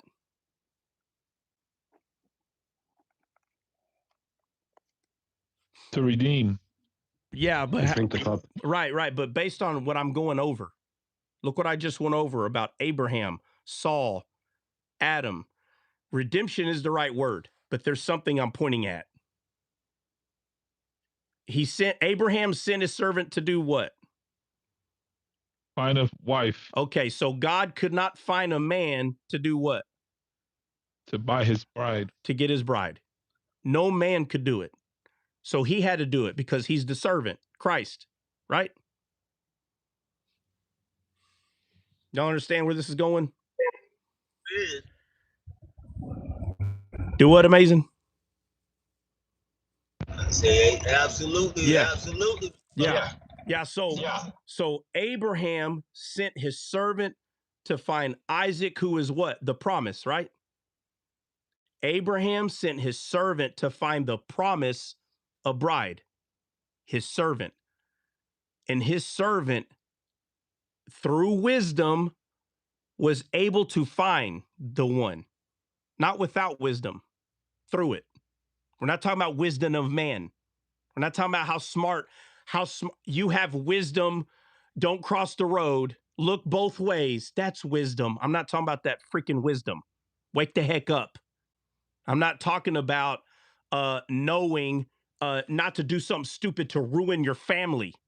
You're married and you went and you spent maybe you got a gambling problem and now you lost your house, you lost whatever, you lost everything. No wisdom. I'm not talking about that. That's corruptible crap. That crap don't matter. I don't care what old geezer you put yourself under. If he's teaching you just how to behave better, that stuff's garbage. That is not wisdom. That's the wisdom of man. I'm not talking about that. We're talking about the wisdom of God. It's completely different. It's not corruptible. It's not corruptible. How to behave better, how to be better. Guys, this corruptible stuff, it's still here. It's still here. I'm talking about the servant in the Bible. The servant, Eleazar, Abraham's servant. It was a shadow of Christ. He's the only one that could do this.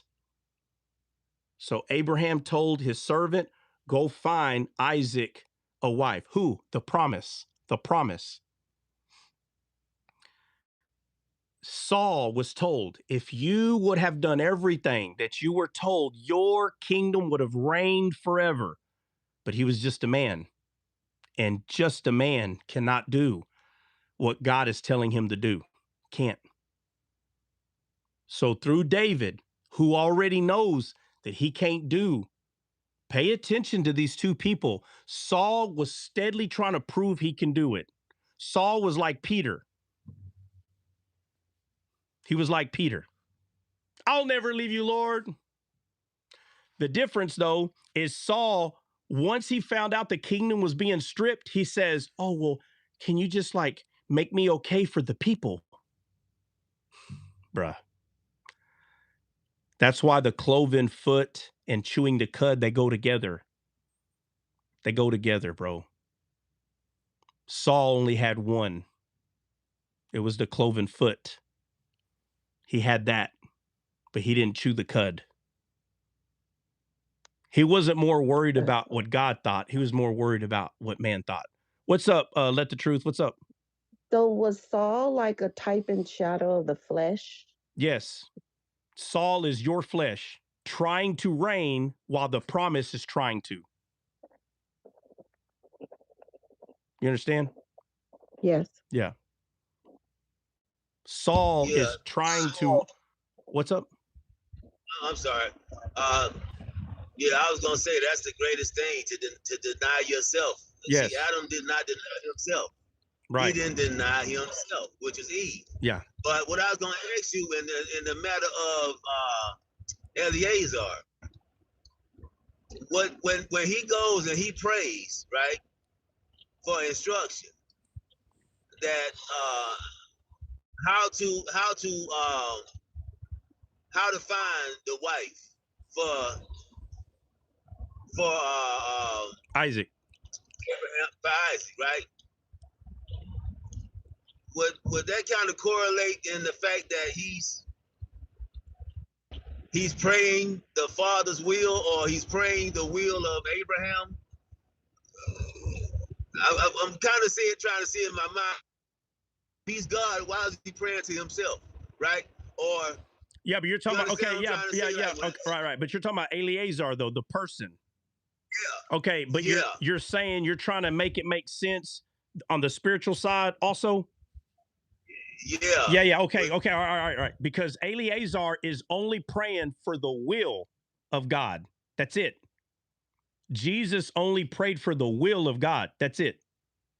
So they both are only seeking what the will is, the truth. So Eleazar says, hey, he says, check it out. I'm trying to find this woman, right, for this brat over here. I really don't want to have to do this, but I always got to do everything for this freaking family. That's the servant. Okay. And he's like, but either way, let me find the one that I'm supposed to bring. So when I come into town, look what he says. Look what he prays. If you understand the Bible in its entirety, all he's doing is praying for something that is true. It's already true in the Bible. And I'll show you. So he's like, hey, he said, when I come into town, let it be that when I go to the well, that when one of the maidens come and ask me for water, let it be that they ask for my animal too.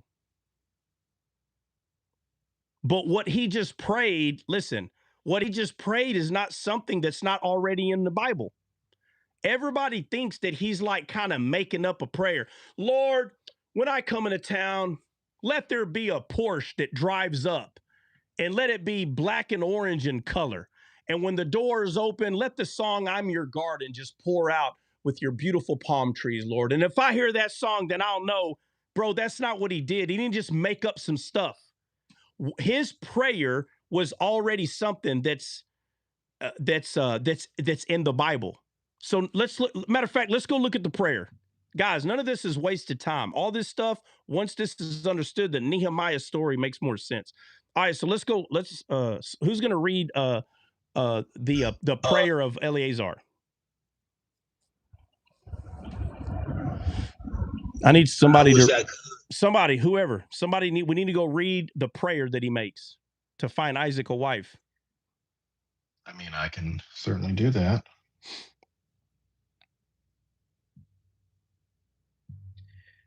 So while you're heading over there, so Trot, what you're saying is faith initiated in the prayer? Like, how? No, is he painted? No, the prayer is faith. I'm going to show you. We're going to go over it. Let's get someone to read it first. Who's going to read it? Christian, are you going to read it, or somebody else got to read it? Yeah. Are you just looking for it still? I got it right here. A bride for Isaac. So that's going to be so it's Genesis 24, verse. All right. Stop 15. making. Okay. Well, I'll tell you what. Look, stop making noise. Read it to yourself and let me know when you find it. Okay. So let me go over this real quick. While he's trying to find that, let me make sure that I'm putting this side in there. So, guys, this was the same thing with Adam. It was the same thing. If Adam would have did everything that he was told, he would have reigned forever, but he didn't. Saul would have reigned forever, but he didn't. We see this thing constantly. Same thing with your flesh. If you could have just been perfect in your flesh, then you would have reigned. But what the Bible is trying to show us, it comes all the way back to Adam. God already knew he wasn't going to be able to do it. So this is where it becomes weird, because people are like, oh, he set him up for failure. No, guys, we had to read this. It was for us. It's not easy to understand at first, but it was for you, the stupid knucklehead that looks in the mirror every morning. It was for you. This is so you could see it would have never have happened. If you can't see that, you will still try to put yourself under the law because you will believe that you can do it. It will never happen. Never. The servant has to bring the wife, bro. You understand? The servant has to bring the wife. It'll never happen. Never, bait. Shalom. I only said that because he's got his hand over his face. When you sit down with me, you'll see, my friend, you didn't go to the right church when you were a Christian. Genesis 24:12 through 14. Bait's like, bro, I'm messing with you, bro. Go ahead. That's why what I see right there, Trap, before you read, Christian, is no man can come to the Father except the Son draws him. It's the operation of God. And God alone. It's all over the Old Testament. This was, when you don't understand this, your flesh is the one that keeps drawing you to these things. It's not the black letters on the white page. And they'll say, yes, it is. And they'll say, look, it says right here. And they become a scribe and a Pharisee again. They completely missing it. All right, Christian, you find it? Yep. All right, let's go. Genesis 24:12 through 14. And he said, O Lord God of my master Abraham, I pray thee, send me good speed this day, and shew kindness unto my master Abraham. Behold, I stand here by the well of water, and the daughters of the men of the city come out to draw water. And let it come to pass that the damsel to whom I shall say, Let down thy pitcher, I pray thee, that I may drink, and she shall say, Drink, and I will give thy camels drink also. Let the same be she that thou hast appointed for thy servant Isaac, and thereby shall I know that thou hast shewed kindness unto my master. Okay, and what's the name of the woman that he brought? Rebecca. What's Rebecca's name mean? Rebecca means, I want to say to snare, but I could be wrong. All right, well then don't say. I need someone to look it up. Ensnarer. Yeah, I was right. Ensnarer. There you go. What's the number? 72:59. Lord have mercy. Daughter of Bethuel. From an unused root, clogged by tying up the fetlock, fettering by beauty. H7259.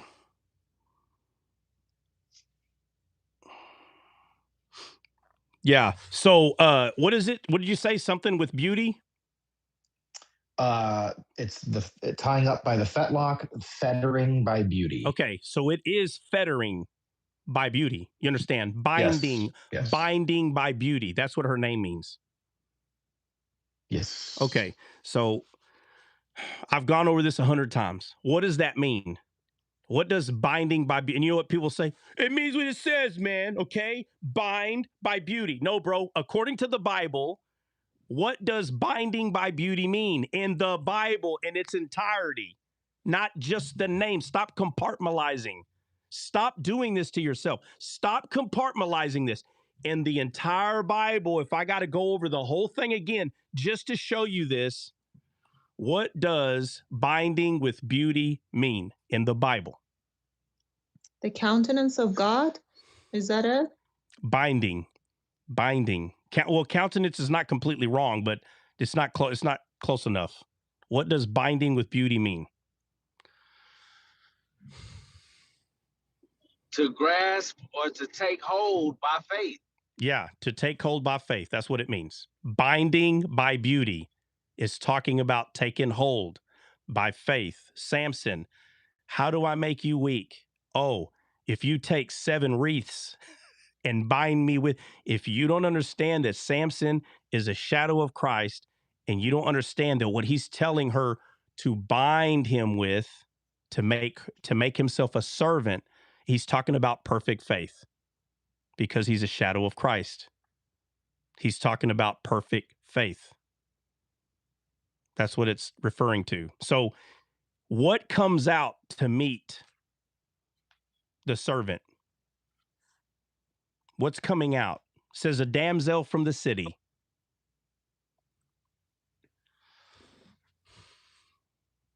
Something that's representing wisdom.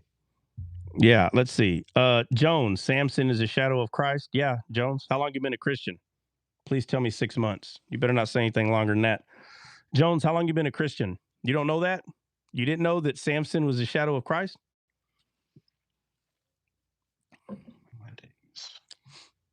You didn't know that? How long you been a Christian, Jones?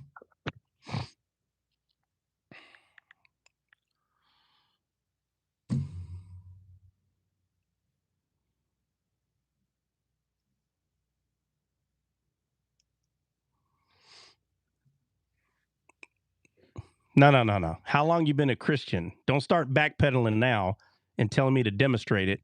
Tell the truth. Can you do that? Can you be honest? How long have you been a Christian?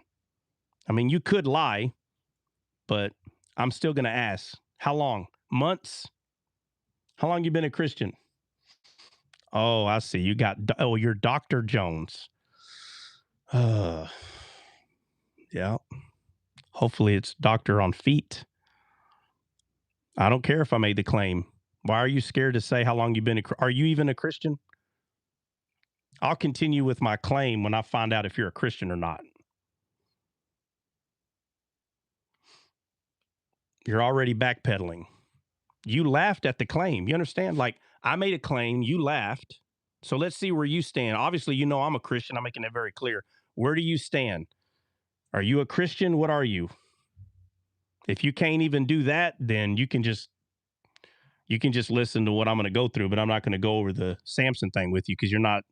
I mean, you can't even say if you're a Christian or not or how long you've been one. Shouldn't be afraid to do that. I go live every day. If I was scared to talk about what I believe, I wouldn't even be here. So since I've already trumped that idea, clarification. Okay, you're not a Christian. All right. Well, that's why. That's why you're not a Christian.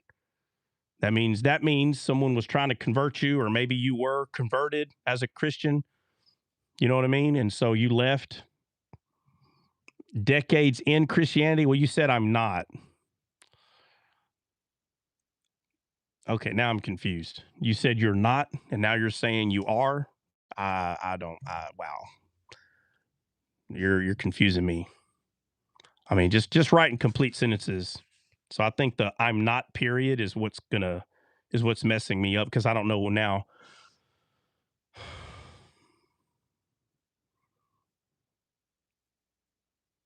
Relax. All right, guys, what did I tell you about people that say these phrases?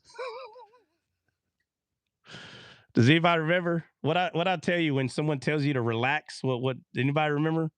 Or do I got to tell you again? If I need to remind y'all, just tell me. What does it mean when someone says relax? They trolling. All right. Number one, they trolling. Number two, they're trying to make the audience believe that you're not relaxed. So, which means you're not doing so well there, Dr. Jones. You're not doing so well. I'll just say it again, though, and we'll just leave that alone. Dr. Jones, look, I promise you'll be okay. Y'all see this? I said, I'm not referencing, I don't need your promises that I'll be okay. I'm already okay. All right. I'm fine. Okay. That's, you shouldn't have to say those things. You saying that I was backpedaling. Listen, the reason why I'm saying you're backpedaling, because I'm not trying to be rude, is all I asked was, are you a Christian? If so, how long have you been one? Okay. So the proper thing would be, yes, I am a Christian. I've been one for this long. But you just said decades in Christianity. I don't know what that means. That could be you were married to someone and you divorced them because you thought they were crazy. It could mean your parents raised you, meaning you're saying you were in Christianity because your parents brought you up in it and you left because they're psycho. So decades in Christianity can mean a million things. I'm asking you to write in complete sentences so I can understand what you mean by that. Why can't you just put, I am a Christian and I have been for this long? But you're not saying that. You're not claiming that you are a Christian. All right. So, like, I give everybody a few circles, but your circles are running out there, Indiana Jones. Your circles are running out, man. No offense. So, you're not going to be clear. But I'll just tell you this either way. If you didn't know that Samson was a shadow of Christ, you do now. You do now. All right. Go read it. Go read it some more. Get in there. All right. Let's go back to. Okay, so oh my Lord. All right, so we got beautiful binding. He says, Lord, I'm going to this well. And throughout the Bible, you'll see the bride, a representation of the bride. You'll see it, and the husband meets the bride at the well. It's throughout the entire Bible. But when you compartmentalize stories, that's not what you see. You just see another story, and you're like, well, of course they met at the well. I mean, golly, bro, the well was the hot spot, right? It was the club. It was the club. I've heard it like this. It was the club. Everybody met at the hot spot. So, boys and girls were not supposed to mingle. Look, these things are true, but they're elementary. Okay. Boys and girls are not supposed to mingle back in the day. So the place to like meet somebody is at the well. So, everybody went there to get a cold drink. They're in the desert. It's hot. Yeah. I heard all the shenanigans before. But what's really happening is that well is representing the living water. And that is where the bride and the promise meet, at the well, which is the living water. That is going to trump this whole carnal where everybody met there. Yeah, man. When you become an adult and you become weaned, then you can start taking bite of the meat. Okay. But when you can get off your mom's teat for a second and get past this, well, these things, come on, man. It's at some point you have to become weaned and really see what's there for you, not the young you that was first reading the Bible. What is it saying about you? Moses met his wife at the well. Isaac's wife was found at the well. By who? By the servant. Jesus had the longest conversation that is recorded in the Bible. It happened at the well with a bride, with a woman that he says, yeah, you had 5 husbands and the one that you're with now is not your husband. I've heard people say, oh, that means she was sleeping around with someone else. No. That's what you start thinking when you live in a world where everybody's sleeping with everybody and everybody cheating. You got that from that. That's not what this is saying. In the Bible, it says that you had 5 husbands and the one that you're with now, meaning your other husband, that's not your husband, meaning y'all ain't married. Again, I'm saying someone that she's with. It's 6. He points out 6 men in her life. And then he tells her, the one you speak of, I am he. Is what he says. The one you speak to, I am he, meaning I'm your husband. Me, 7, perfection. This is what he says. And he says it at a well because it's him that orchestrated all this. So we could see what he is saying. So we could see these ain't all accidents. And then he says, believers in me, out of their belly flows rivers of living water. And it's all referring because we met him at the well, which is the living water, at the word. It's what all these things are referring to. Okay.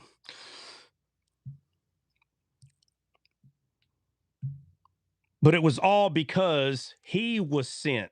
He's the servant. And he said, I did not come to be served. I came to serve, because he's the server, the servant that was sent, Eleazar. If you understand Eleazar's name, which in the Greek, Lazarus, right? He tells the parable of the rich and the poor, or the rich man and Lazarus. And he's like, the rich man said, Father Abraham, send Lazarus. It's Eleazar. Jesus is the one that is bringing this up, and he's using Abraham and his servant. But people misplace the fact that in when it was written in Greek, the name is not Eleazar. In Greek, it's Lazarus. But if you're not very familiar with scripture, you're going to miss that big point. It's huge. It's a huge point to understand that he's talking about Eleazar, Abraham's servant. And he's like, Abraham, send Eleazar, who? Your servant, to do these things. The reason why Jesus is bringing this up, because it is showing us these people can't see that he's the servant that was sent. Him. They can't see that. Like, it doesn't say that there. That's what they say. It doesn't say that there. It says it all over the Bible, but they're trying to compartmentalize it. And they're like, well, because it doesn't say that. Again, the last Adam, right? The second Adam, the last Adam, it doesn't say that in the Old Testament, but Paul could see it. And Paul knew that it was a spiritual truth. That's why he shared it. It wasn't something that you don't see without the Spirit. You don't see these things What Paul understood is not something that all Jews understand. That is a lie. That is a complete lie. What Paul is writing down, all the Jews, bro, no, they rejected Jesus. If all the Jews knew this, first of all, they would teach it, which they don't, and they wouldn't have rejected Jesus. So let me ask y'all this. Did all the Jews understand the scriptures like Paul? No. No, they didn't. No. Absolutely not. They didn't. Brother Dre does. Well, Dre believes that Jesus is the Messiah. Okay. He believes that Jesus is the Messiah. There's a lot of people that do, but they still don't understand scripture like Paul. That's an issue. If there were so many people that understood what I'm explaining, then everybody would have done heard it by now, wouldn't you think?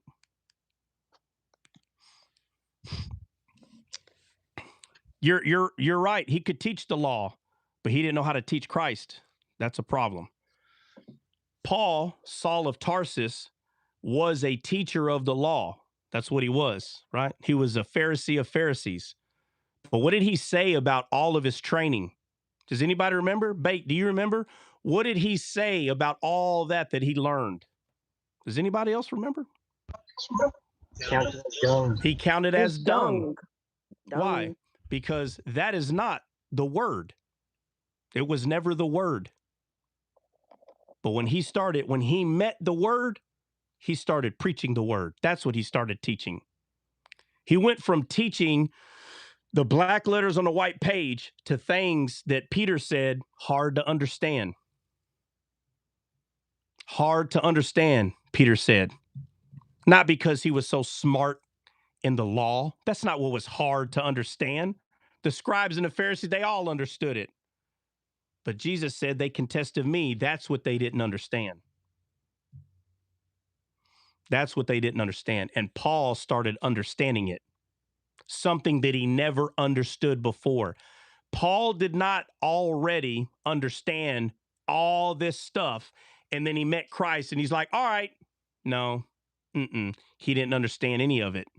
But when he met Christ, then he understood. That's why he stood on it, because he understood it. And that's why he said in Romans chapter, I am sent to preach the gospel, because now he understands it is the power of God unto salvation. Right. He said he's sent to preach the gospel. The law is not the gospel. That's common sense. The law is not the good news. That's not the good news. What Christ brought is the good news, right? Because it's the rest of it, right? What Moses gave is part of the story. Christ brought the rest of it, right? That's what it means, that he fulfilled it. This is not talking about, I hate when Christians say he fulfilled it, he obeyed it. And because he obeyed it, how can you obey something that you are? He's not obeying it. He brought the rest of it. And that points back to the beginning, which is the imagination, which is just, that's not what Saul of Tarsus was preaching. Saul of Tarsus was preaching the same thing that the scribes and the Pharisees were preaching, the ones that rejected Christ. Just like Saul, he was rejecting Christ. But when he met Christ, he started preaching Christ. He wasn't preaching the same thing. Something changed what he was preaching. It was not the same. It wasn't the same old law. Absolutely not. It's not true. But he was a teacher of the law prior to meeting the Messiah. Prior. That's not what he was preaching after he met Christ. He was preaching the gospel, and the law is not the gospel. Okay, so why am I saying all this? Because we're about to go through this real quick. And Nehemiah is, the king sees him troubled. His countenance has fallen. But when you go look at this in Hebrew, and it says, he says, his countenance has fallen. He said, but you're not sick. He said, because this is nothing else but sorrow of heart. When you understand that Jesus is the heart of God, you'll understand this right here. That you're not sick, but this is sorrow of heart. And the sorrow of heart just so happens to be pointing to a marriage. Why is it throughout the Bible we constantly see God trying to marry man? Why? Is that how it's supposed to be? There's supposed to be a marriage between God and man? Is that how it's always supposed to be or no? Yeah, that's how it's always supposed to be. That's how it was always supposed to be. It's always supposed to be like that. There was supposed to be a marriage, but man has to choose God, and Adam didn't. This drives people nuts. It drives them nuts. He didn't have to choose him. He made him. Misunderstanding what you're reading. He's not a tyrant. The woman has to choose the man. The woman has to choose the man. That's right. That's right. And so if man is the bride, a choice has to be made. It's so nuts how we understand this. Through the Bible, we understand this, but we get to the garden and we treat it different.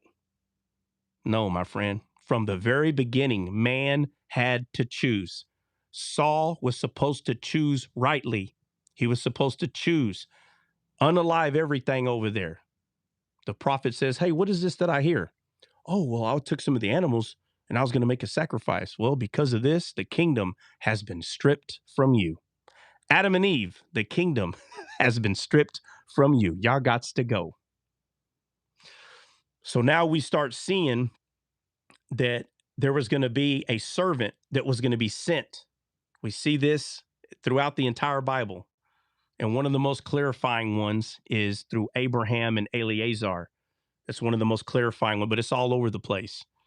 And his prayer, what Amazing was asking, the prayer that he's making is something that is true all over the Bible, that there is going to be someone that's going to meet someone at the water. But Christian not here? Somebody pull it up, what Christian was reading, where he prayed. He said, let it be that when one of the damsels ask for water, they give to my camel also. Can somebody it's pull it? It's going to be Genesis 24, verse 12. All right, go ahead, read it. And he said, O Lord God, my master Abraham, I pray thee, send me good speed this day, and shew kindness unto my master Abraham. Behold, I stand here by the well of water, and the daughters of the men of the city come out to draw water. And let it come to pass that the damsel to whom I shall say, let down thy pitcher, I pray thee, that I may drink, and she shall say, drink, and I will give thy camels drink also. Let the same be she that thou hast appointed for thy servant Isaac, and thereby shall I know that thou hast shewed kindness unto my master. Okay, so someone help me make sense of this. Why does it matter that he said, make sure the one that's offering me on her own takes initiative and said that she's going to give to my camel also? Why does that matter? Because of wisdom. Yeah, but what does it matter? What does it matter? What does it matter that she offers to give to the camel?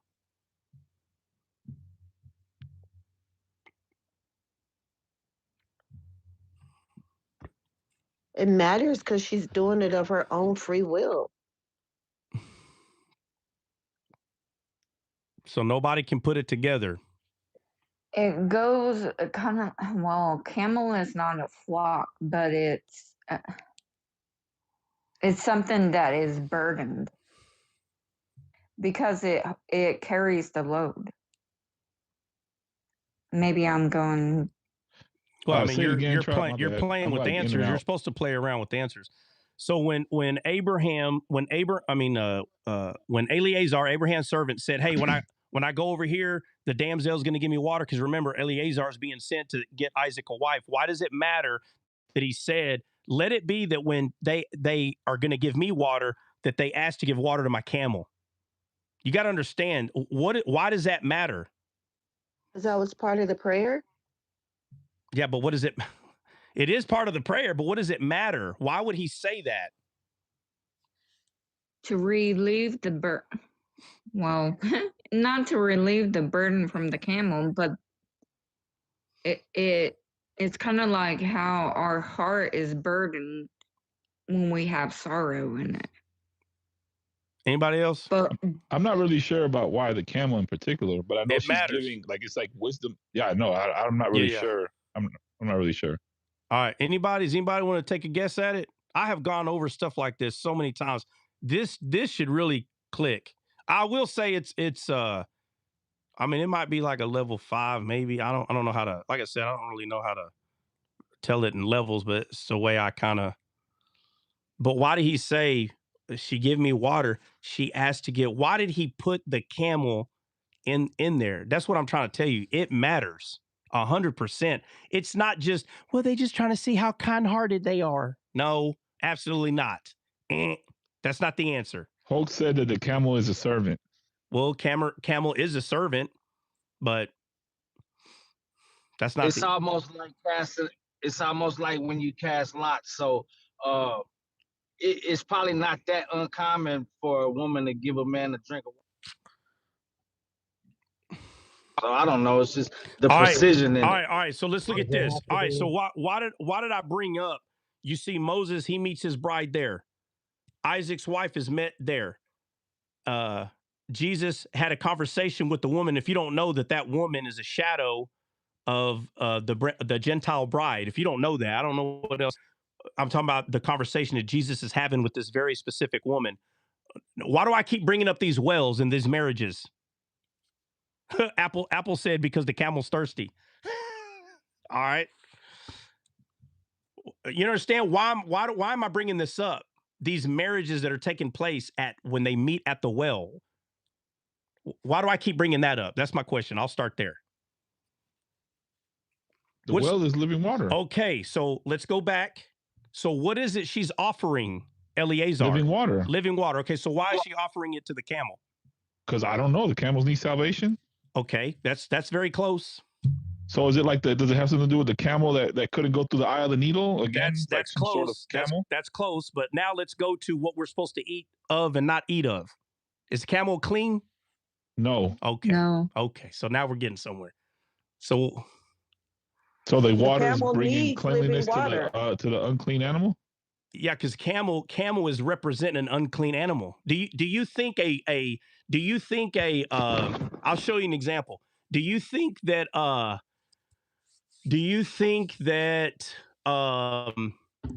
just use an Islamic believer, bro. And what's crazy about that is because I believe some of them eat camel. Yeah, they do eat camel. They think it's kosher. Okay. Yeah. They'll eat camel, but they won't eat a pig. And they'll condemn the pig. The pig this, the pig that. But the Bible says that a camel's not clean. Correct. Like shrimp. Okay. Well, yeah. I mean, like a lot of things that are not clean. So, is it because the belly? Well, we've already gone over the answer, right? The answer is the reason he said, I want her to give to my camel also, like to suggest it on her own, is because it's unclean. And there's only one that is going to give living water both to clean and unclean. There's only one that's going to do that, which is wisdom. That's gonna on her own give. When Jesus came, when he was in Israel, did he hold back his compassion for Gentiles? No, he didn't. He offered on his own. He offered it on his own. So these they seem little, but one truth leads to the other truth. That's why when Let the Truth was asking, hey, if Adam and Eve would have never ate from the tree of knowledge, good and evil, and the tree of life, would have stayed there forever? It seems that way, but when you understand what the other trees are, no, the truth would have one truth would have led to one truth, and it would have led them to the tree of life. All the truths. So it's the same thing with the word. We understand what the living water is. We understand what the servant is. We understand the type of animal he had. All this stuff matters. You don't think it matters? Then why do you think the Bible's telling us that camels are unclean? So does it matter or not what kind of animal he has? So let me ask you this, just off my thought process, right? Because now you got me thinking.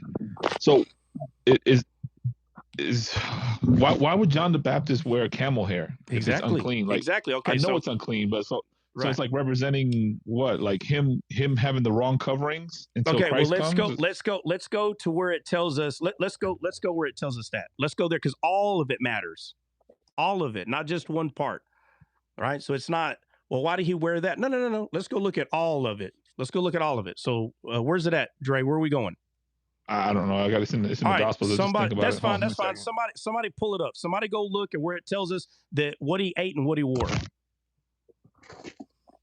I know he ate locusts and honey. Yep. It all matters. So Matthew chapter 3, it says, "Thus saith the Lord God of heaven, stand to your feet as I read the word of God." It says, and the same John the Baptist, or John, had his raiment of camel's hair, and his leather girdle was about his loins, and his meat was locusts and honey and wild honey. All right, so let's go over that real slow. Okay, so it said he wore camel hair, right? Raiment of camel's hair. All right, so matter of fact, let me write raiment because that's important.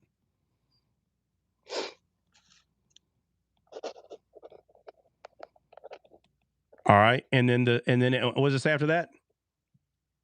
How was it girded? It says a leathern girdle was about his loins. All right, so let's go look at that. It should be a leather belt, but let's go look at that in the Greek.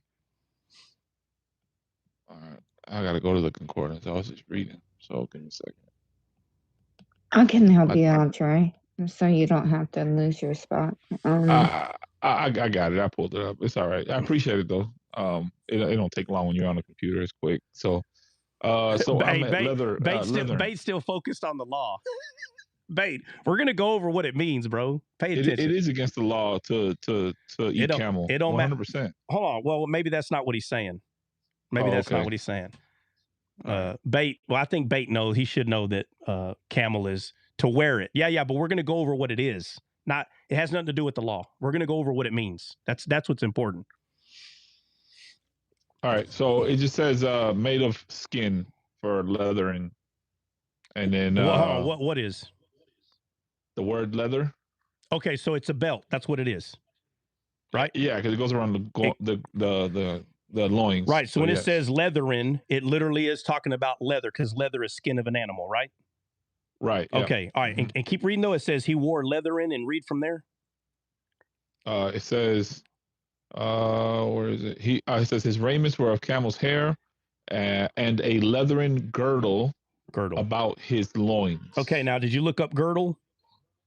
No, I can though. Yeah. Look up girdle. Look up loins because it should be girdle is zone dozier. It's a girdle, a belt. It's a belt. Okay. Now loins should be around the loin area, but we're just confirming, just to confirm. Yeah, it says loins. Okay, on his loins. All right. Okay, and then what does it say after that? Keep reading. And his meat was locusts and wild honey. All right, go look at the word meat. It's 5160 trophy, which means food or nourishment.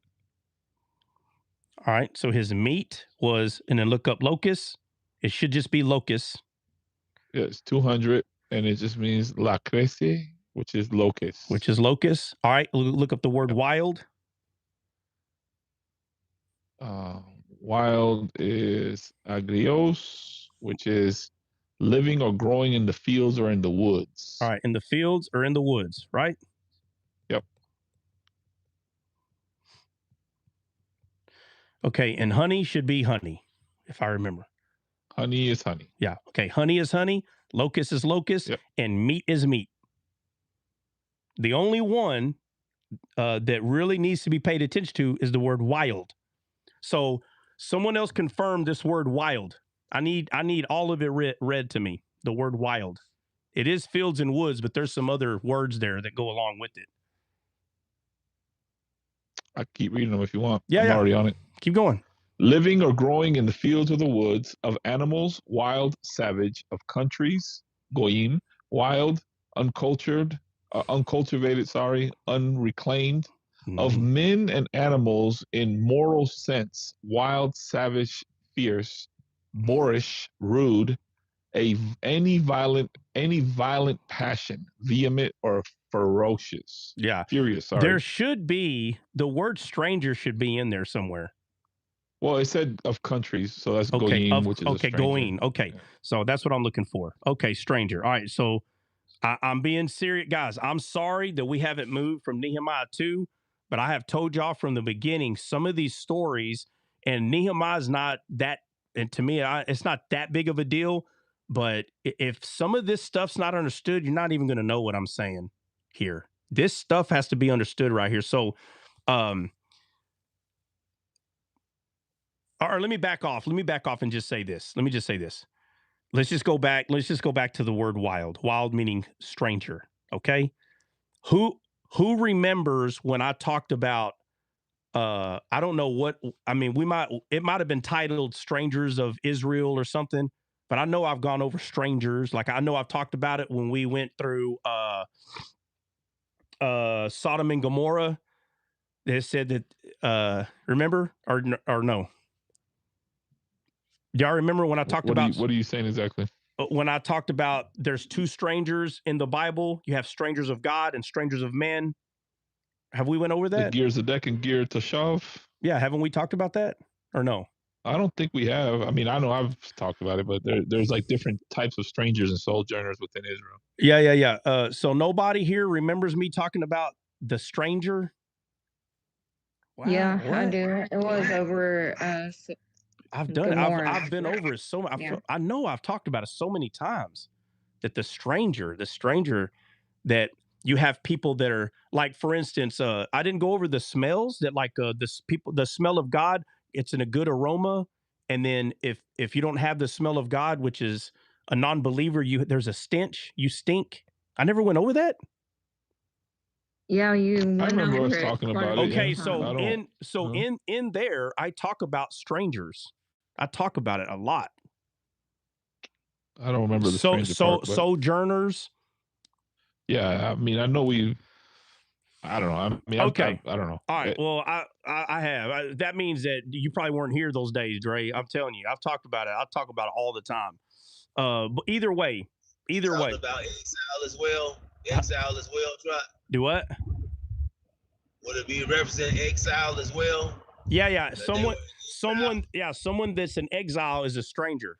You're no longer part of the camp. You're exiled. You are considered a stranger. You're a stranger to God. Right. And it's throughout the whole Bible, the whole stranger thing. The strangers come in. These are not people that know God. They're strangers. Okay. So, but it's important when you look at what John the Baptist was wearing and what he was eating. Okay. I don't got time to go through all of it, but you have to understand that there are two locusts in the Bible, and locusts represent men. Okay. You have locusts that are going to be a curse and mess up like God's people or whatever. And then you have locusts on the other side that's being a curse to the bad people. Okay. And it says that John the Baptist, his remnant was camel's hair. That's what his remnant was. Camel's hair. And he girded his loins. Why is it important for it to tell us? You know, people really think that it's just someone explaining like what he looked like. No, he was a man that girded his loins, referring to emotions. He knew how to harness his emotions.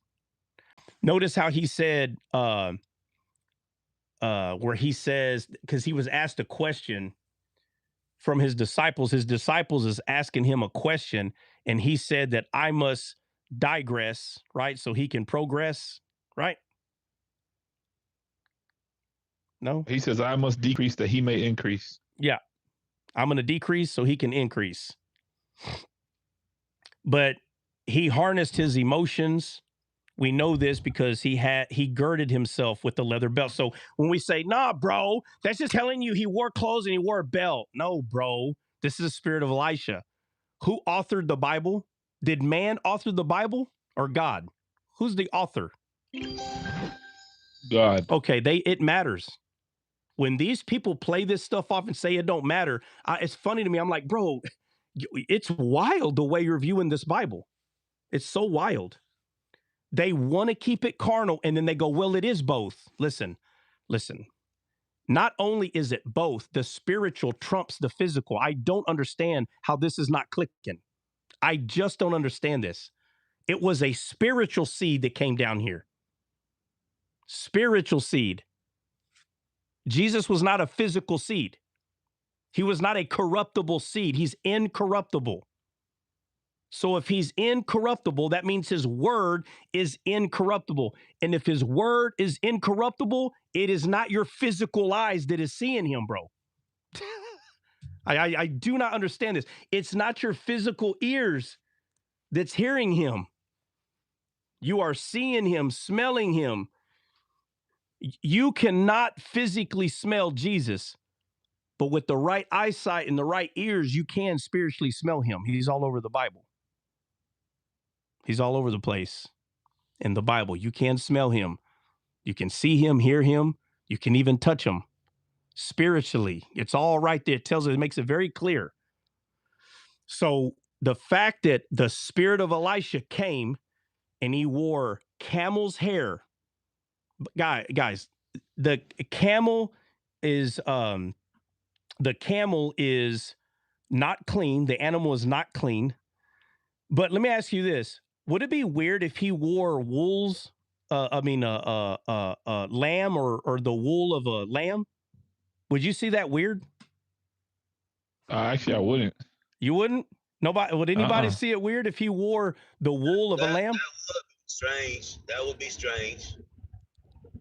I mean, that's what people wore back then. They wore like the lamb. I know, but not the lamb wool. Like, yeah, no, they did. But the spirit of Elisha would not have come down here doing that. No. Mm-mm. It speaks to redemption. Yeah, and not only that, he talks about I must decrease so he can increase. He knew that there's nothing about him that's going to resemble the Messiah. He knew. So by him decreasing, and anybody can say, oh, that don't matter. I could give a crap what you think.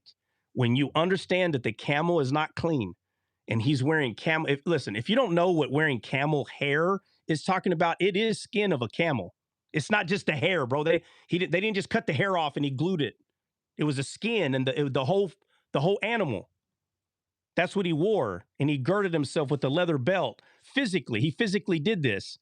But John was still in the Old Testament. He was still in the Old Testament.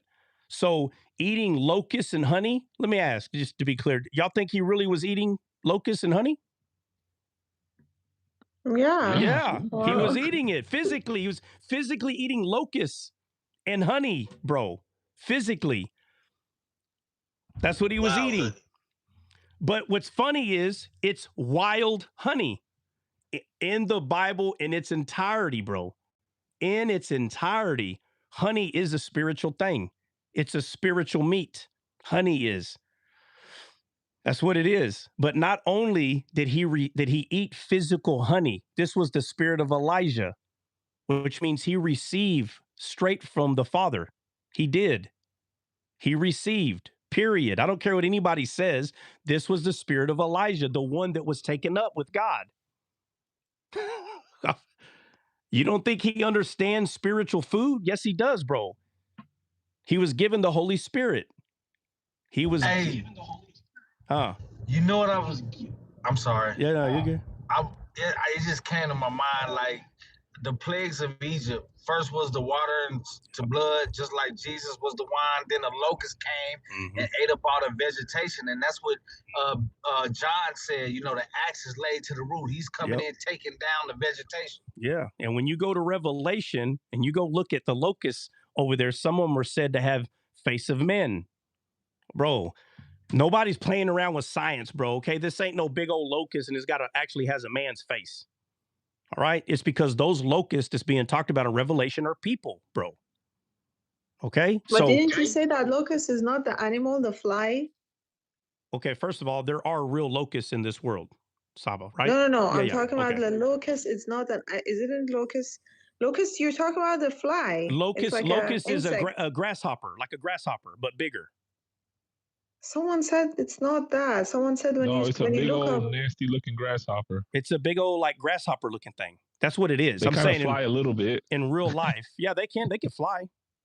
Mm-hmm. Okay. What are you talking about, Saba? I don't know. Someone talked about that. This is not actually when you look into the word like locust there and all of that. It's not the actual fly. It's a plant. It's a literal.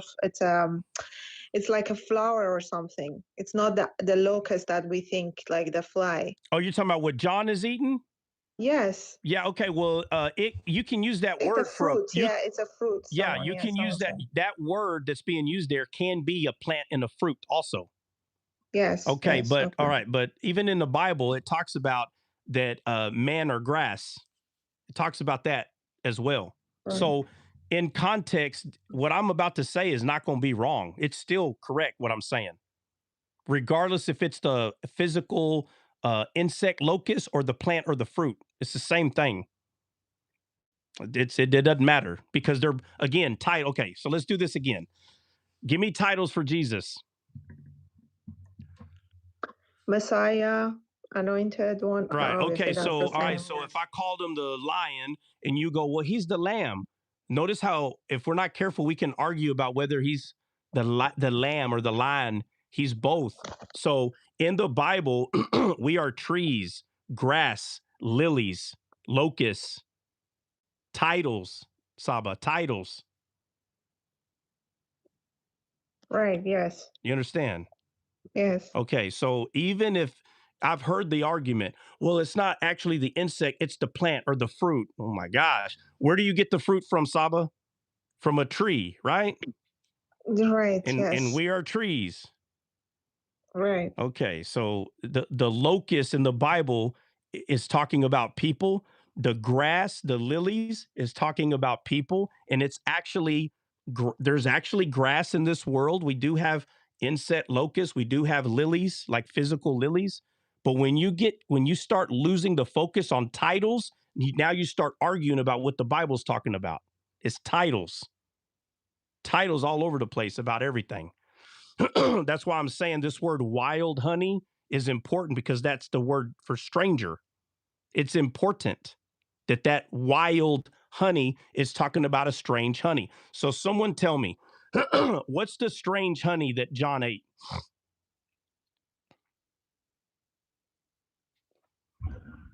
Would it be the judgment? Judgment. You just said you just said it. It's the revelation of the Gentiles coming in. Yeah, okay, but why is it a stranger? Because it's wild. They're not a Messiah. Like the wild olive Yeah, tree. but it's wild to who? It's a stranger to who? The natives, the Israel. Yeah, to Israel. Yeah. Yes. It's strange or wild honey because John, they're not eating it, bro. John is. The word of God. Jesus said, you read the scriptures, just like people today. Boy, they read them scriptures. Boy, they try to memorize all this. And he said, it can test to me. Which means if you're not reading it for it to contest to Christ, then what are you reading it for? To put yourself under bondage? So you can prove to everybody what's right, what's wrong, what's clean, what's unclean. That's baby steps, bro. That's the baby step. And that's why the Bible makes it clear. It says it more than one time that Jews will become jealous of the Gentile because they're like, that's not fair. Y'all skip the baby steps. Yeah, because they were never under it. So by faith, they went from level 0 to level 50 by faith, bro. And now that you're grafted in, now we can go back and look at the baby steps. Do you understand? We don't go to the baby steps to put ourselves back over there so we can learn. No. We're already at level 50. We don't go back over there to learn. We go back over there to see the wisdom of God that the Jews missed. They missed it. They thought that what they were reading was the wisdom of God. No. It was how you interpreted it that made it the wisdom, not what you were reading, without having it right, because they obtain, who is that? Mac. Yeah, because they obtain righteousness without having to go through the law. Yes. Even though the law is level, level 1, level 2, it's the baby steps. But by faith, we received inheritance going straight to level 50 by faith. And so now that we receive inheritance, now we go back and we see nothing but the wisdom of God. But to this day, the people that read this to be according to the law, they still don't see. They still don't see what a Gentile that is saved sees. They still don't see it. They claim they do, but when you get around them, their wisdom is of men. It's not of God. They do not open scripture like this. All they do is talk about step 1, like kindergarten and first grade. That because that's where they're at. They still talk about this stuff, but Paul is the one that tells us, I count it all as dung. All that stuff that we were learning, it's not that they were wrong for trying to learn it. It's to prove again that without God, you can't do it. You can't do it without him. And what I'm saying is understanding the way he sees. So you'll have people that are saved and they'll go to these old things and they think that they're actually learning something. No, you're not learning nothing. You can see the wisdom in God in it, but only if you're opening the scriptures, not just because you're going over the black letters on a white page. The black letters on a white page is not the wild honey, bro. It's not the wild honey. And this is what John was eating. John could see past the black letters on a white page. If John saw the scriptures like a scribe and a Pharisee, he would be a scribe or a Pharisee. He did not see the scriptures that way. He had a communication with God. He had the Spirit of God. But it was only able for him to do that because it was the spirit of Elisha, because Elisha didn't die. You understand? He was only able to do that because Elisha didn't die. He was taken up by God. What exactly does that mean? He had the spirit of Elisha, like it was a transfer of this, like whatever, like Elijah's soul's now in John the Baptist. Like, what does that mean exactly? No, John the Baptist had his own soul, but he had the spirit of Elisha, meaning what does that mean? Yeah, I don't understand. Yeah. Okay. So all right. So the main phrase everybody knows Elisha for, what is it? You just said it a while ago. I must decrease that he may increase. That was John the Baptist. Right. Okay. Elisha was the first one to do that. Where? Yeah, with Elisha. Right, he did it with Elisha. Right. Yep. Mm-hmm. Yeah, it's kind of the same as us having the spirit of his son in our hearts. Yeah, Abba Father. Yeah, his spirit was, I want him to be greater than me, Elisha. So when Elisha said, I want to be there when you leave, or how does he say? What does he say to him? Because he tells him, if you're there, I'm going to throw my mantle. Go up. Yeah, but what does Elisha say to him first? I can't remember exactly how he words it. Double portion? No. Somebody go to it and read it. You know, I understand what you're saying, but what does that mean? The spirit of Elisha, is it literally the spirit of Elisha? Like, what is this? Just an idea that he's acting like Elisha? Like, I'm trying to get to the. Yeah. Oh, okay. All right. So, all right. Means. Okay. So, all right. I'm going to show you right here. So, when Jesus told the disciples, when they said, "Hey, we saw a man casting out a demon in your name, and we forbade him. Do you want us to send fire from heaven?" What did Jesus say? No, if he's not against us, the force. No. He used the word spirit, bro. No, he said, you do not know the type of spirit that you are. All right, so Dre, when he said, you know not what spirit you were of, what was he saying? Oh, you're talking about when they were trying to destroy the city then? Because I think you said two different things. Well, I'm talking about when they was casting out, like they were healing people, and then there's the other one where they were like, they're going to destroy the city. He's like, we should just destroy that city. No, not that. Hold on a second. Am I confused about what? Hold on. I think you put two different stories into one. Oh, did I? That's what I'm saying. Luke chapter 9, verse 50. Okay, hold on. All right, so who did they? Okay, what was the reason they wanted to bring fire down? I don't remember. Because it was a city that was like. They weren't receiving. That's not it, Dre. Yeah, that's the city. But that's when Jesus told the disciples, "Do you know what spirit you are of?" Dre, when they wanted to destroy the city. Let me just go find it, bro. Let me just go find it. Now you're making me queer. Okay, that's fine. It don't matter. It don't matter. I'm gonna go find it. It don't matter. It don't matter. Let me just go find it. I'm telling you, it's I know. It don't matter. It don't matter. I'm gonna go find it. It don't matter. Hold on.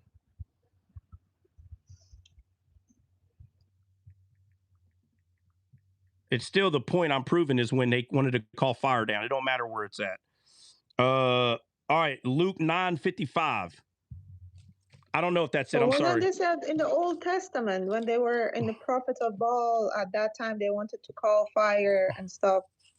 It was the same. It don't matter. I'm gonna know because I'm still talking about when Jesus said, "Know you not what spirit you are of." That is what I'm referring to. And if I got the story messed up, that's irrelevant. It don't matter because I know what I'm referring to. What Jesus, the way he was telling them. All right, let me make sure this is it though, because if Luke not, 9:54. Try Luke 9:54. All right, let me just read it. All right, Luke 9:50. Master, let me start at the early 50s. And he said, "Against for us, and it came to pass a time should receive." Okay, the disciples James saw and said, "Without command, fire." All right, yeah. All right, so no, let me start at 49.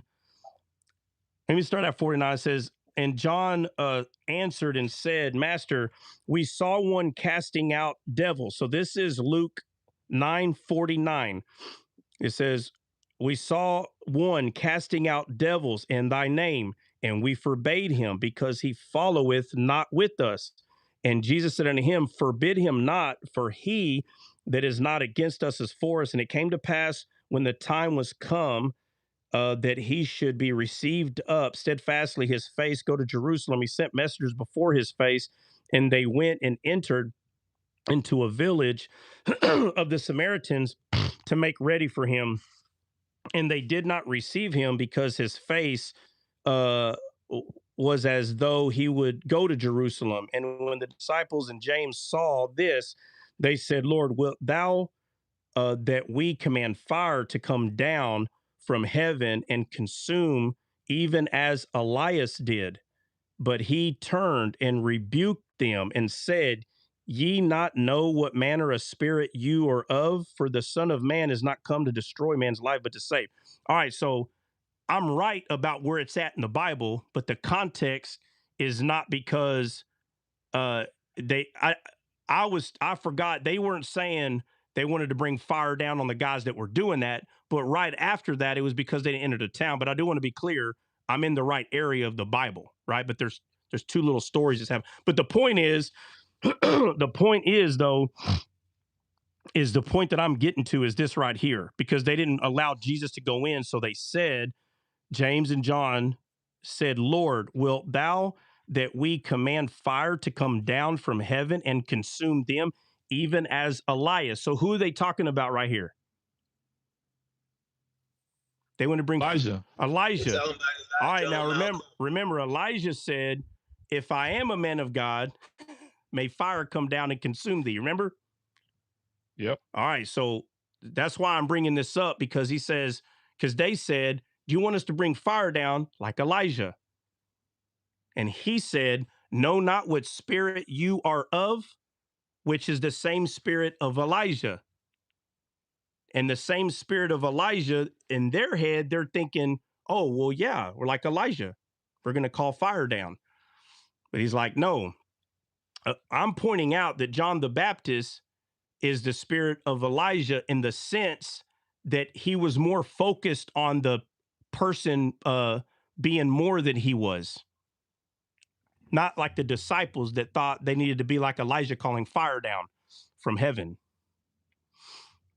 So he said, we didn't come to destroy, but to save. So your spirit is to save. John the Baptist is called the spirit of Elijah because it was going to take the spirit of Elijah, meaning the way that Elijah was, to be able to say, no, I'm going to decrease so he can increase. Because Elijah said, if you're with me, well, I'm going to throw my mantle down. He's talking about him increasing. He's talking about that right there. The same spirit that Elijah had. We tracking or no? Yeah, no, I get all that. Okay. I guess so when we say spirit, we're just saying like in his likeness or like in his attitude or in his mannerism or something to that nature. Yeah, It's basically what it's the pointing exact to. same. Yeah, exact same. Okay. Yeah, that's why he Yeah, because received. when you say spirit, like people like take that out of that, like they'll start running with that, like, oh, so it's like reincarnation or some crazy stuff like that. You see Yeah, what but I'm it was saying? but Just that's trying to why. Yeah, but that's why I brought this up, because Jesus said, "Know you not what spirit you are of," and he's saying, "You're disciples of me. You're not disciples of Elijah." Elijah, while alive, we've seen it. It's what he did. He called fire down. But the part that the Bible is referring to, saying that this is the spirit of Elijah, it's talking about that the way Elisha was to make sure that the one behind them, it was him that was leaving, but the one that was staying, he made sure that that one increased. And he did the same thing with Christ. He made sure that he increased. It's that same spirit, right? The spirit of increase, or this. We got to go back and watch one of your teachings, one of your recent teachings, because you said that was Elijah. Well, it is in spirit. Yes, I'm saying the same thing now. That's him in spirit. So what Dre is asking, is that because you have those that believe that this is reincarnation? It's not the same body. Hold on, we're talking about body. Talking about physical body. Reincarnation has nothing to do with the body. Reincarnation has to do with the person. I'm just making sure, because it's not. Body. Go ahead. I was going to say it's not the same body. The physical body. Yeah. Okay. But that's not reincarnation. Reincarnation. Well, I don't know. I'm just being sure on what he's saying, because I would have never said it's the same body. So I'm not just the same body, but same spirit. Said that was when Jesus said that this is Elijah. Yes. And then spirit. They understood that he said, if you receive it. Yeah, spirit. Same spirit. Yeah. Okay. Yeah. So would that be for us as well? I the way I see it also is that same mantle is cast on the believer, and we don't have the spirit of fear, right? Right. But we have a sound mind, right? Love, power, and a sound mind in the Holy Ghost. That same spirit, but we that apply to us as well. Yeah, because it's one spirit. So there's not many spirits. Amen. Yeah, it's one spirit. But it's when Jesus said to the disciples, "Know not what spirit you are of." Still one spirit. He's not talking about a different spirit. You understand? So like in the Old Testament, all right, watch, let me ask this question. In the Old Testament, who was it? Who is responsible for the 50 burning up? God. No. Elijah. God would have honored. God is the one honoring the prophet. God is honoring what Elijah said. So it's not God doing it, it's Elijah doing it. It don't matter what Elijah said, God would have done it. Elijah could have said, if I am a man of God, may all your armor and clothes melt off you, and you run away from me butt naked. And that's what would have happened. But he said, if I am a man of God, may fire of God come down and consume you. And that's what happened. And God honored that. But he was a prophet of God, so God was going to honor what the prophet said. But it's on him. So even though that is how he was, so again, the disciples is still misunderstanding. The disciples are thinking that's an honorable thing, and it's not. That's not an honorable thing what Elisha did. So that's why they said, oh, like, if they're not with us, we're going to call down fire. And he's like, whoa, calm down. What the heck? I didn't come to destroy. So that's why Christ said, I don't come to destroy, I come to save. So this whole thing, eye for an eye, tooth for a tooth, all that, these guys were misunderstanding that. And to this day, they still misunderstand that. The spirit of Elisha that the Bible is referring to regarding John, it's not talking about calling fire down from heaven. It's talking about making sure that there's one that succeeds after you, over you, and not being jealous. You know what I mean? Not being jealous and be like, ah, kind of like when you hear the people arguing with Apollos and Paul, and and Paul's like, what is it? What are y'all arguing about? Who is Paul and who's Apollos? It's God that gives the increase. But these people were using Apollos and Paul to say, like, I'm better because I come from Paul, or I'm better because I come from Apollos. And he's like, what are y'all talking about? What do you mean? Like, who's Paul? Who's Apollos? It's God that gives the increase. God does.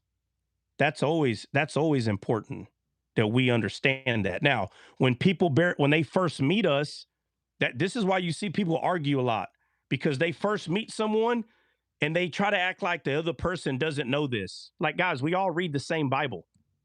We all read the same Bible. The black letters on a white page, the other person has read this, that it's God that gives the increase. But what happens is they meet each other and they try to use the Bible as a weapon, like, I know more than you. And then they start arguing, and they can't wait for someone to slip up so they can say, you lift yourself up. It's God that gives the increase.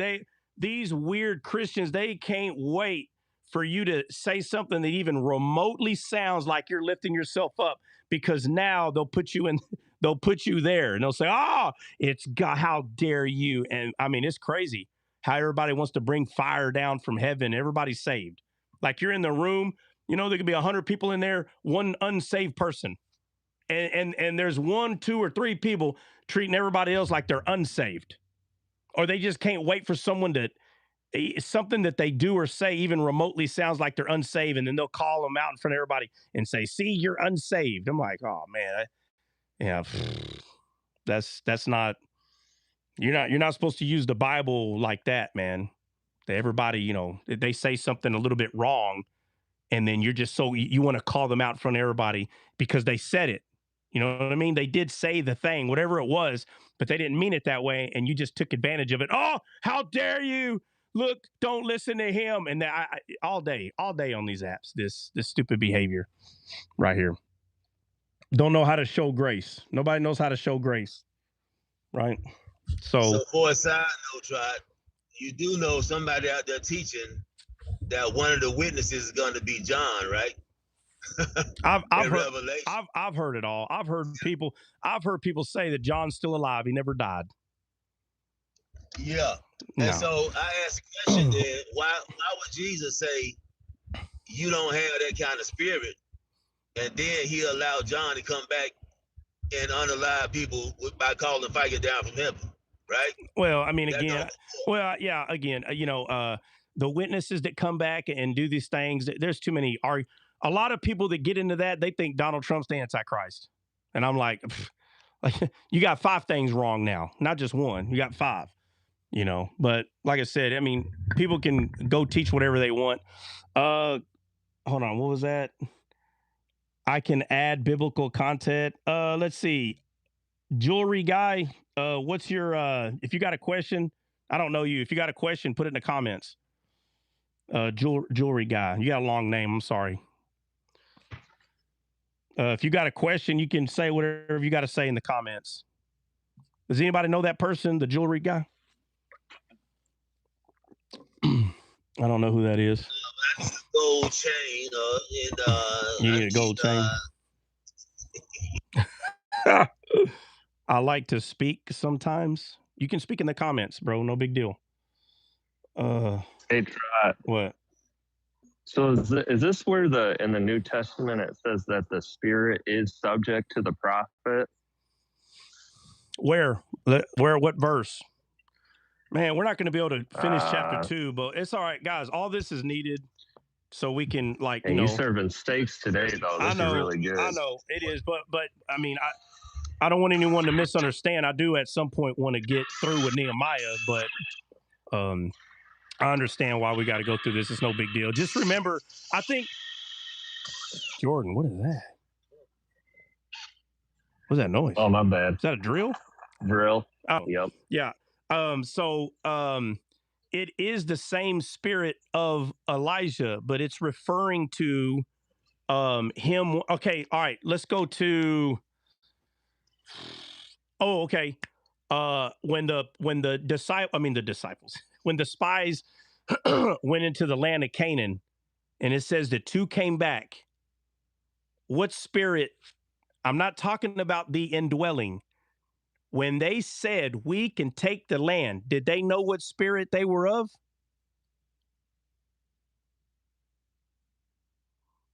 Guys, anybody? Click, cricket, cricket. Yes. They knew what spirit they were of, meaning the truth that they're speaking or the words that they're hearing and believing. They didn't have the indwelling of the spirit, but notice the ones that were in fear. They were in the quote unquote wrong spirit. Right. So if Jesus was standing there and they go, oh no, we can't take it. Jesus would have said, know you not what spirit you are of? Surely we could take the land.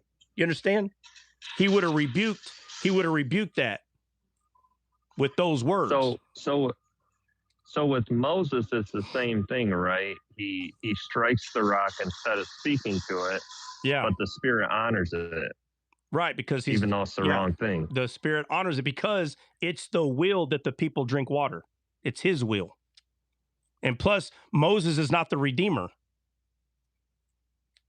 If Moses was the redeemer, like if Moses was the redeemer and he's supposed to speak to that rock and he hit it, everybody would have died. Everybody. He would have killed everybody. That's why he wasn't able to go to the promised land. The fear that he had, he would have got everybody killed. That's why. That's the reason. Everybody's like, oh, well, he got punished. I mean, are you really thinking about what you're saying here? He got punished. God didn't let him in. He went to heaven. He went to the promised land. What do you mean? What do you mean? This weird punishment. People are weird with this. Oh, he got punished. Well, see, man, he disobeyed God. He couldn't go to the promised land. He went to heaven. What are you talking about? That really exemplifies what everything Jesus did, because he says, don't you know I could call down a legion of angels? But he's always doing the will of the Spirit. Yeah. Yeah, 99. The camera on YouTube is always backwards. There's not a way for me to flip it. I've tried, and if anybody thinks they can figure it out, I think I've even had you voted for Kamala Harris. All right. Yeah, it's always like that, guys. The camera on YouTube. I know. Yeah. All right, so the question, I guess okay. So to go back to the spirit of Elijah, I'm trying to go over as many examples as I can to show you what the Bible is talking about when it says the spirit of, and I'm using the ones that went into the promised land. Joshua and Caleb were in the spirit of not fear, right? Truth, obedience, because they said, no, we can take the land at once. They knew what spirit they were of, meaning what they were going to believe. And it's the same thing with John the Baptist. Obviously, John the Baptist's physical body, his physical body wasn't exactly Elijah's. Like that, not like that. You know what I mean? Not like that, and, but I think we should understand that John the Baptist was the spirit of, and it's talking about like the truth, the same spirit that they were of that said we can take the land. This is just spirit of faith. You understand what I'm saying? The spirit of, right? Or no, maybe so, but not the physical body. Yep. Yeah, but not the physical body. So if I made anyone think that it's the physical body, then yeah, I think, I don't know how I worded it or what, but so it's not John the the Baptist physical. John the Baptist, in a way, he's born with the Spirit. So I would see that as like a type and shadow of the first Adam, born with the Spirit. Well, but there's only one Adam that's so born like of the Spirit that can take of the Spirit of life. Yeah, but let me just say this. Like, okay, If it was the same physical body, and I'm talking about the physical body, okay? If it was the same physical body, show me where the ghost, you know how the Bible says, and he let go of the ghost, or he released the ghost? Guys? Yeah. Where did that Yep. happen with Elisha? He didn't die, right? Right. You understand? So, if it was his physical body that was in Elizabeth, ain't that the cousin of Mary? Elizabeth? Do I got the name right? I can't remember. Yes, this Elizabeth. Right? Okay, so guys, if it was the same physical body, then it wouldn't needed to receive the Spirit the way it did. You understand? Elisha never gave up the ghost. He was taken straight to heaven. So, if it was that physical body, it would already have the Spirit. Like we see when Mary goes up to Elizabeth that the baby or Elizabeth was filled with the Spirit, right? Somebody go to that real quick. Let's go look at it. Dre, you with me or what? Are you busy? I think he said he's messing with contractors or something. Somebody go to where Mary goes to Elijah. You asking for me? I'm sorry, I just came back. Are you out there working or what? Yeah, I was doing something with the contractor. I'm back though. They just walked away. Yeah, no, because I was going over, like if I ever made it sound like that was Elijah's physical body, I'm not sure what I was saying that made it sound that way. Because when Elijah, like, okay, so Elijah never gave up the ghost. Know what I mean? Like he went to heaven. So if same as Enoch, right? Yeah, but I'm saying if Elijah, if his physical body was put in there, then it wouldn't show us him receiving the Spirit. Because I took it as a spirit, same spirit, because Elijah means my God is Yahweh. Yeah, no, I know, so did Elijah give up the ghost in heaven, and then they gave it to John the Baptist? Well, it's the same spirit. It's the same one. Like it's not like a soul. You know what I mean? It's not like a soul. Right? Now, if somebody wants to argue, well, it was the same soul. Okay, I can see that. Like I could come to terms with the idea that the soul of Elijah went into that body. I can come to terms with that, and there's many reasons why I would. But the point is that I'm trying to make is the spirit thing. Because it would be like Jesus being the soul of the Father. Yeah. But there's other things I can go to as well. I don't want to get into that. What I want to get to though is, did somebody find it yet? Where it says that Mary and Elisha meet, and it talks about the Spirit right there. Mary, the mother of Jesus, and Elijah. Mary. Yeah, no, I mean not Elijah, Elizabeth. When they and the cousins meet. And the baby jumps in the womb. Yeah. Let's go to that. Whoever can pull it up. What do you say, Benny? I think it's like chapter 1. Luke. I was trying to I want to tell Dre how nations say we have the Spirit of His Son in our hearts, crying Abba Father. See how we can cry the same thing as Him, Abba Father. Same thing like what that's John God's did. Spirit, though. Yeah, but that's God's Spirit, though. All right, let's go. Let's just go to who found it. Let's go to where Elizabeth and Mary. I'm in Luke right now. Hold on. Mary and Luke. Mary visits. Here it is. It says, and Mary rose in those days and went up to the hill country in haste, the city of Judah, and entered into the house of Zacharias and saluted Elizabeth. And it came to pass that when Elizabeth heard the salutation, the baby leaped in her womb, and Elizabeth was filled with the Holy Ghost. All right. The baby leaped in her womb, and Elizabeth was filled with the Holy Ghost. The baby leaped in her womb, and she was filled with the Holy Ghost. Benny ran. No, I'm just kidding. What did he run from? He did drop off, though. He got cooked by Dre. He ran. I think he has an echo. Yeah, babe, what'd you say? No, he did. He knew in the Spirit. Yeah, that baby knew in the Spirit. That's true. Yes. It's the same Spirit. It's the same spirit. I just wanted to go to that to show, like, why is it saying Elizabeth was filled with the Holy Spirit? I'm just saying, you know what I mean? But the baby did know. The baby did know in spirit. He was the spirit of Elisha. But it's weird when people get confused about, well, how? I'm telling you, the same way, like when the 12 spies, matter of fact, and I always say this, who was it that ministered to the children of the other 10 tribes who did not believe they could take the land? Who ministered to them? It was Caleb and Joshua. It was them. They're the ones that made them believe that they could take the land. It wasn't the other 10 tribe people. They didn't believe they could take it. But Joshua and Caleb did. Same thing as discipleship. It's the same thing. Just to be clear. Right? All right. Let me see. Anybody got anything regarding any of that? Bait? No, I was saying, what up, Bait? Bait's up here. Bait, you had a question regarding that, or what's up, Bait? We good on that? Accident. I was typing and clicked the request button accidentally, and that breezy threw me up. Yeah. All right. It's all good.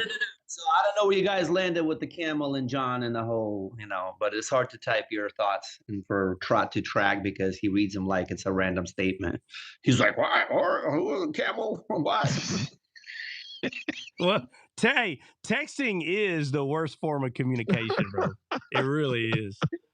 It really is. I agree. Yeah, because you can't hear the person's tone. You don't see their mannerisms, and here when people like to troll or when people are being honest, and like where their thinking is way off, I just start trolling them either way. So you're gonna get trolled. I mean, it's just text is dangerous. A text message is dangerous because if what ends up happening is that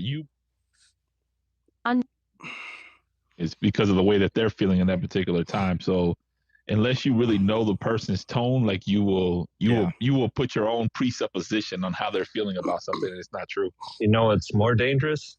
A Texas text message. You stupid.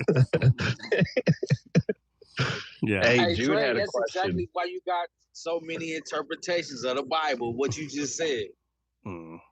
Absolutely. That's why they the don't know Torah is his important. tone. Yeah. They don't know the Father's tone. Yeah. That's right. Without the Torah, you end up thinking you're eating God in the book of Matthew.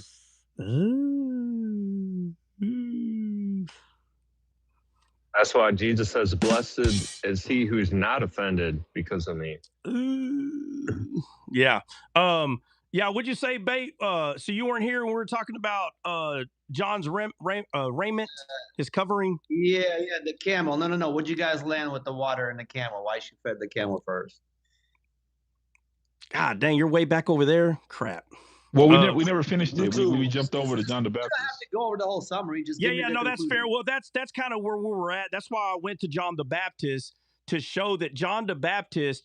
Okay, so matter of fact, I'm glad you asked that because the question that I asked that led to all this other stuff is, would you, anybody, when I say you, I mean figuratively, whoever, would you, the person, whoever, feel weird if the Bible said that John the Baptist wore the covering of a lamb? Me, no. No, I'm not. It don't have to be. No, that's why I said you figuratively, whoever. The you is for whoever. So, but the reason that some people would say no, like if it didn't matter, is because they're missing that when the Bible says that this is the spirit of Elisha is not going to try to be equal or outdo somebody. The spirit of Elisha is going to decrease so Christ can increase. So it totally makes sense 100% why he's wearing camel hair and not wool, why he's eating wild honey, which is referring to what the scribe and the Pharisees were not eating. It's not just pointing to physical honey that he's eating. It's pointing to he's eating something that is strange to the people that are in Israel. It's strange to them. That word wild comes back to strange. But you have to understand the stranger in its entirety of the Old Testament to understand why it's very specific about him eating strange. This is not merely this is not merely a man taking a pen and, he's wearing camel hair. What is that? Is that a leather strap? He's girding. And I don't know. That's wild honey. That's not from us. That's wild honey. Make sure to put wild. That's not what's happening. There's a lot more going on there. This is God making sure that the spirit of Elisha is described very specifically, not because that's the way that's not because what he was only doing physically, because he was eating wild honey. In the Bible, honey is the word of God. In the Bible in its entirety, it's the word. But this is strange honey, and it was strange to Israel, 100%. And Chuck, wasn't John strange? Yeah, he was strange to them, 100%. It's because he didn't think like them. He thought like God, and that was strange to these people. It was. That's why when Jesus came, they didn't know who he was. He literally was a stranger to them. Not the people that said, isn't that Joseph's son? Not that kind of strange. To the people's way of viewing God, he was strange. But all it did was prove that they were strangers of God. All of them. They were strangers of God. It's very weird to say that because they are the ones that brought the Messiah in. But what people misunderstand is he didn't just come through Israel. No, he came through Judah. He came through David. When you go focus on David and his lineage and like where all the people were, where Jesus came from, the way those people thought, they were not strangers to God. They knew him. 100%. 100%. These people were not strangers to God. Is the conclusion that the hair that he wore and his clothing was symbolic to visualize that he got that Elijah role? Well, okay, the final conclusion is a lot of things. One of them is that the camel itself was an unclean animal. And the spirit of Elijah is referring to, the conclusion is he's representing the spirit of Elijah. He is the spirit of Elijah. The spirit of Elijah is, I will decrease so you can increase, which is Elijah and Elisha. Where he said, if you see, where Elijah tells Elisha, if you see me go, right, you'll get a double portion. Notice how his attitude is, you will increase. And that is the attitude of John the Baptist. I will decrease so he can increase. And so him wearing camel's hair, which is an unclean animal, everything about him is decrease, not increase. He was not all about himself. All he did was point people to Jesus. That's all he did. Yeah, so I think it's a symbolical presentation or like a separation from the temple. So he showed why he was different than them in his own ministry, because he was wearing a hair showing everybody that he comes in the spirit of Elijah, and he wasn't dressed according to a priest would be dressed, or anybody who can go into a temple because of the clothing. So right. That would separate his ministry and his representation. Right, which why it says he ate wild honey. That literally is talking about receiving spiritual revelation. So God is the one that is telling him, I want you to dress like this. I want you to go live out here. This is what I want you to do. Because remember, it was God that told him, baptize so you can see the sign that's going to come. So he ate wild honey. This means his revelation literally was coming directly from God. That's why he baptized Jesus. And the Bible tells us why. Because God told him, I need you to see the sign that's going to come, which is the dove prophecy. And the dove prophecy is in the story of Noah. And John needed to see in the shape like a dove, the dove descending upon him, which is the second time that Noah sent out the dove. The second time. And John saw it. And so he's the one that called it out. So he saw the sign. So the strange honey is referring to him literally having contact with God. And we see it to be true because God told him, hey, I need you to go baptize so you can see the sign. So, yeah. So all of it plays. It's not just the hair. It's not just the hair. It's the wild honey, the locusts, what he wore, the fact that he was girded. That's a very strong sign of someone that is wearing the armor of God. Very strong sign. Girding the loins. It's not just a oh, he wore a belt around his waist. No, bro, this is the Bible. This is not Moby Dick. This is not just, it's not just telling us that he was wearing camel skin and hair. And, you know, it's like, well, he had to wear a belt, bro, or that thing would be flapping around. Look, obviously that's why he wore a belt. But the reason that that it's described to us is to show that he was a stranger to Israel. He was a stranger to them. But of course he was, because he was the spirit of Elijah. He was a stranger to them, like Jesus. Jesus was a stranger. That goes all the way back that when manna came and God told him, Moses knew that this was bread. Moses knew, God told him, I'm going to send you bread. He called it bread. But then when they saw it, they called it manna. They called it, what is it? They didn't know what it was. How do you not know that it's bread? They're like, well, I don't know. It's just something different. When Jesus came and he said, I am the manna, your ancestors ate manna, they died. I'm the true manna. And he's not joking. The scribe and the Pharisees, who were supposed to know what bread is, they called him manna. They called Jesus. Well, who are you? What are you? Are you from God? What are you? They didn't know what he was. So he was a stranger to Israel. And again, like I said, I'm not talking about the people that said, isn't that Joseph's son? I'm not talking about that. I'm talking about that they didn't know he was from God. They should have known that.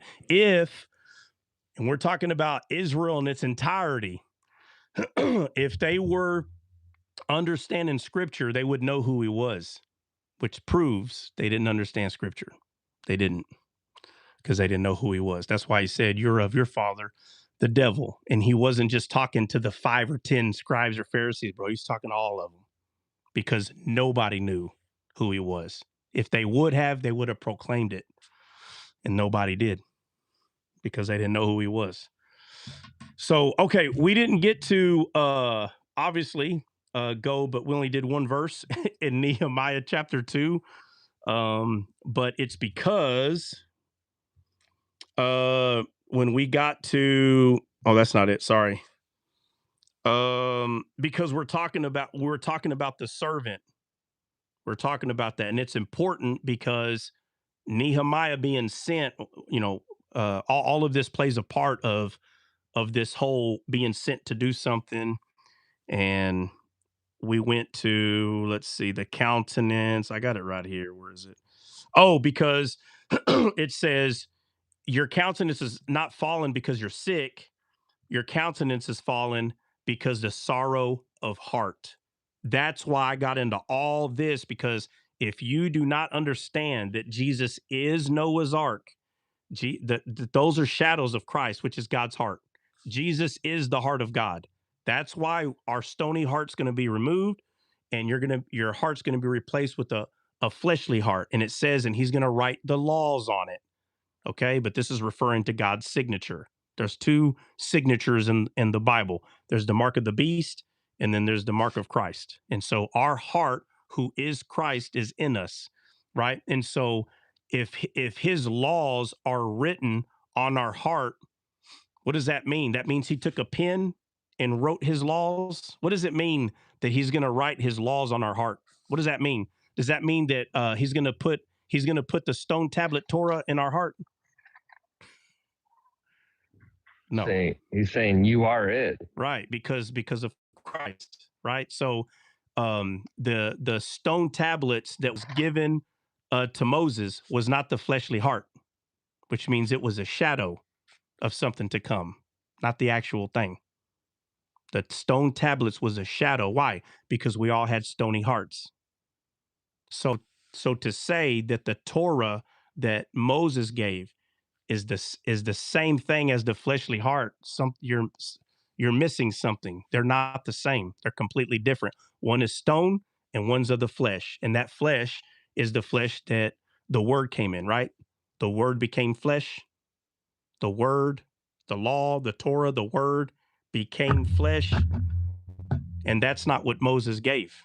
Moses did not give the word in flesh. He gave it in stone, not in flesh. It is not even close to being the same thing. So now that he has removed the stone tablets, right? Eye for an eye, tooth for a tooth. He gave us a heart of flesh, which is compassion. It's completely different. You look at Christ, how come he doesn't resemble the law regarding stone? Why doesn't he? It's because it's completely different. It's very weird for people to hear that, but it's not the same thing. The stony heart and the fleshly heart are not the same thing. The law was written on stone, and he says he's going to replace that stone with a heart of flesh. And watch, he says, and the law will be written on it. Why is he writing the law again? Why is he writing the law again? Does anybody know? I thought it was already written. Why is he writing it again on our heart? Because it can only be established through the Spirit. That's it. Not That's before. It. Yeah. So that's the new circumcision.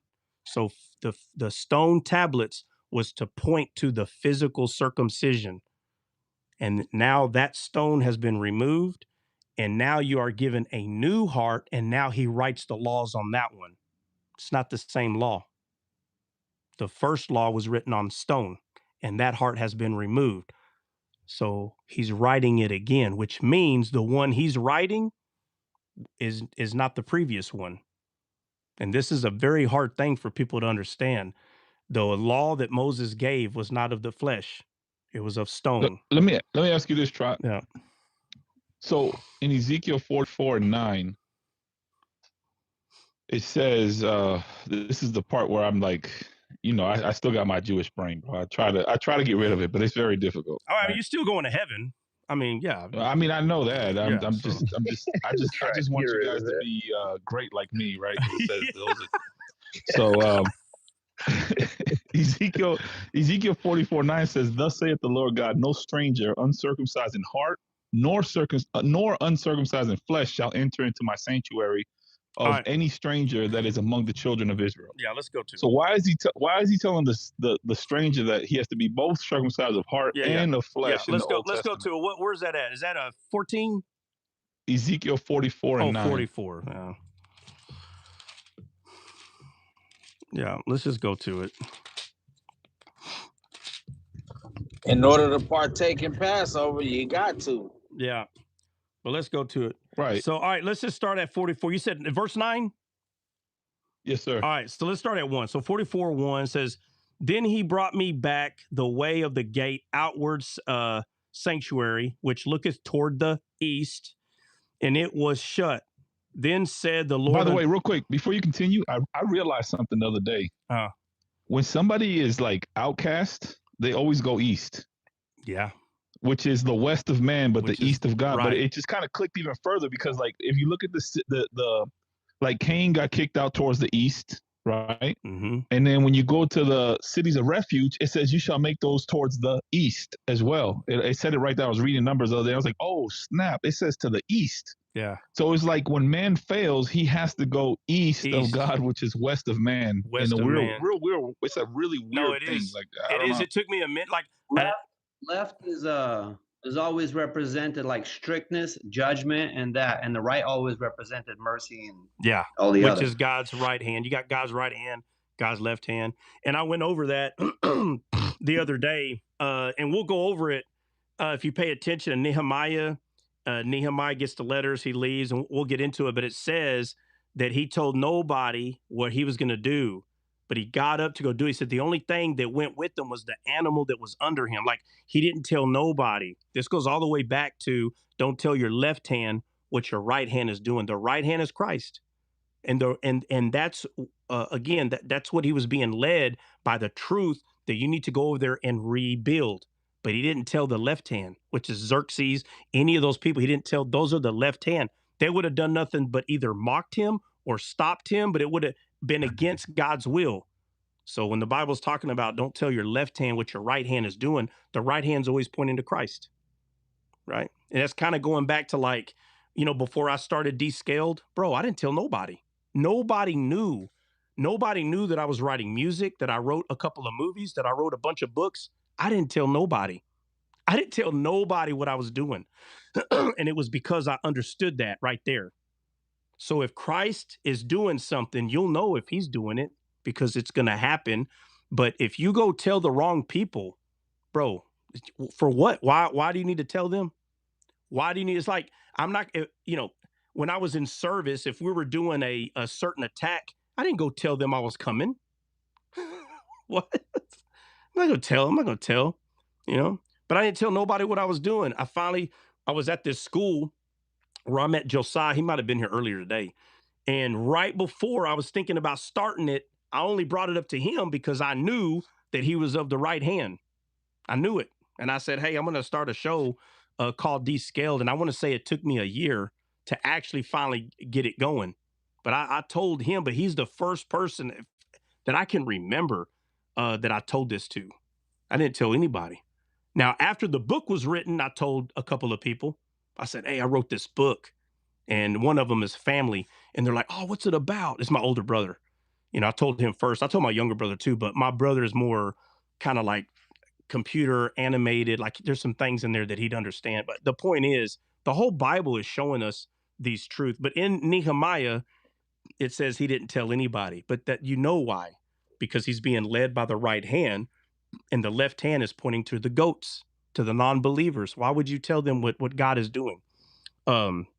Anyway, what were you saying, Dre? Or where were we at? I'm just throwing that out there. Or maybe Ezekiel 44, starting at verse 1. And if I'm not saying circumcision is for salvation, by the way, I'm just saying you'll be in the outer courts of the Gentiles. But you're saying, don't worry. Stupid. All right. Hey, and by the way, did you know, fun fact, did you know those tefillins that they wrap, that the right strap is longer than the left one, which represents the mercy of God above his strictness? Did you know that? Yeah. Do you know why it's longer? Yeah, because mercy is above strictness.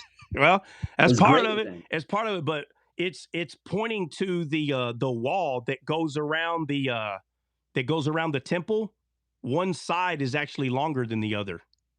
Did you know that? No, that one I haven't.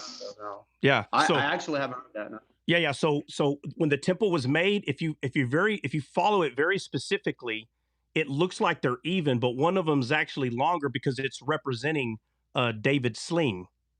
The slings, one of them's longer than the other. Yeah, I'm following. So the straps, one of them's longer than the other. That's because it holds the stone, and Christ is the stone. So the temple, which we are the temple, we are the stone. And a sling in the Bible is faith. The sling, leaves, hair, all those things represent faith in the Bible. And Christ is thrown by faith. So when David threw that sling, it was by faith because it's representing the temple, which that's what we are. Yeah. All right. So that circumcision. Huh? So let's get that circumcision now. Yeah, and what I just explained, I didn't learn that from a Messianic Jew. Well, amen, bro. Amen. Bates like, get out of here. All right, I'm just teasing. I really didn't though, but I'm just teasing you. All right, Ezekiel 44 says, then he brought me back the way of the gate of the outward sanctuary, which looketh towards the east, and it was shut. Then said the Lord unto me, this gate shall be shut. It shall not be open, and no man shall enter it by it, because the Lord thy God is, let me put my book down. The Lord the God is of Israel, hath entered in by it, therefore it shall be shut. It is for the prince. The prince, he shall sit in it, eat bread before the Lord. He shall enter by the way of the porch of the gate, and shall go out by the way of the same.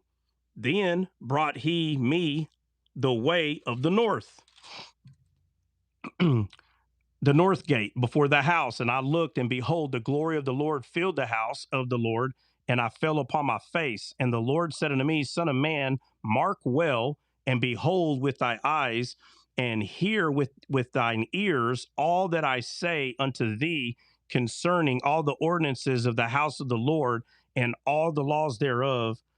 And mark well the entering in of the house with every going forth of the sanctuary.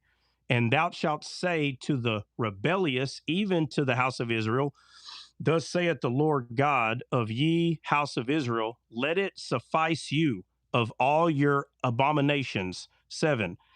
In that ye have brought into my sanctuary strangers.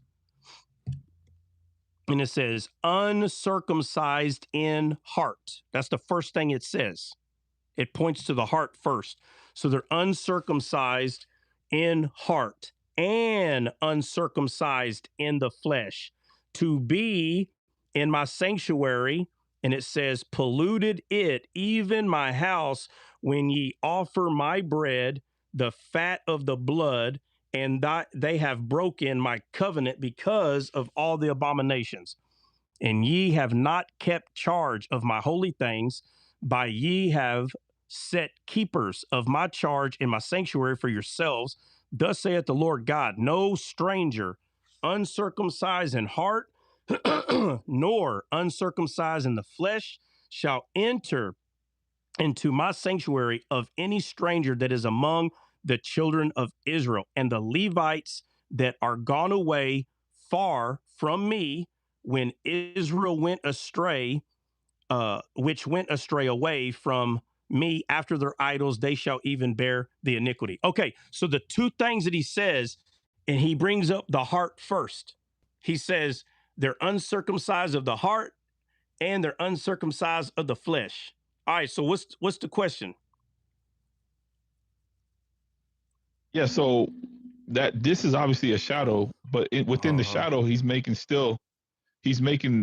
clear that it still is a circumcision of the heart and the circumcision of the flesh, which was like that even from the book of Deuteronomy when the law was given. So there hasn't been any. I don't think there was any change all the way up until we get to like Acts 15. At that point, it's just like, well, whatever. You don't have to. So I don't think you have to, but I think that it would behoove you if you're not, according to All right, the so let's go. scriptures. Yeah, so let's go look up this word circumcision in the Hebrew. Right, and we have to. Yeah. Oh crap. No. All right, so what does it mean in English?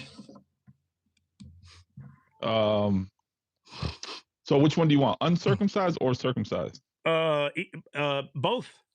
Both. It has to be the same word. It's just different derivative. All right. So uncircumcised is Hotel 6189, which means having foreskin. Uncircumcised means having foreskin. That's literally what it says. It says uncircumcised, comma, having foreskin. Mm-hmm. All right, and what's Brother, I was away for a bit. Like, so we didn't go over the Nehemiah too? Well, I'm actually kind of glad you weren't here then. Okay, Yeah. so we didn't go over it. Yeah, Okay. well, we couldn't because there's a lot of other things. I say this to y'all all the time. When you just compartmentalize a story and there's so much of this other stuff you don't understand, you're not going to see everything that's there. And so, obviously, Saba, you still need to go watch this. But I'm telling you, there's so much more to the Bible than meets the carnal eye. So much, man, and all that stuff has to be understood. All right, so uncircumcision. Okay, so uncircumcision is 6189, right? Yeah. All right, so circumcision, what's the number? I don't think it actually says Let me see. I would have to go to a different verse to find circumcised or circumcised. Yeah, it's not in this particular verse. All right, well, it's in here though. It's not in this verse, but I could find it. Yeah, that's what I'm saying. Yeah. I know it's one like circumcise thy heart. I think it's. All right, well, find it. I'll be right back.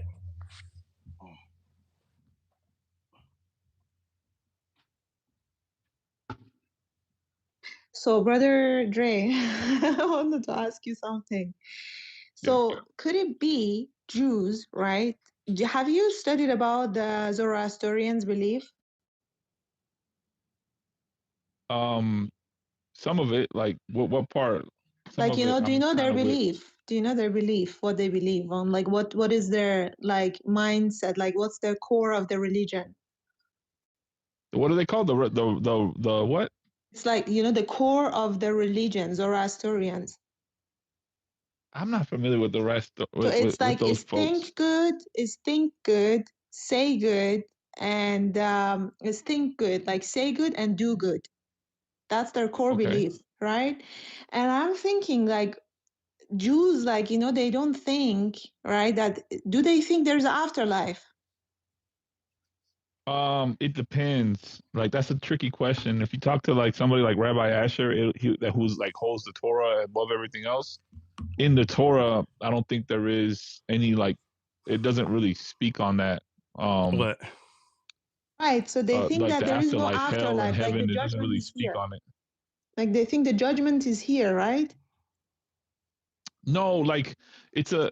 That's what I'm saying. It depends. Like they do believe in a olam haba, which is the world to come. So Jews do believe in that. Right, right. Yes, It's just yes. like it's a little weird because like Jews don't believe like they're going to hell. Like they're That's kind of it, already kind of exactly. cocky. Like Please do a little bit study on Zoroastrian. It goes like hand in hand with Zoroastrians. I'm not kidding. Like when I was like looking into it, I was like, there is no way, because this is exactly what Jews pretty much they think, you know.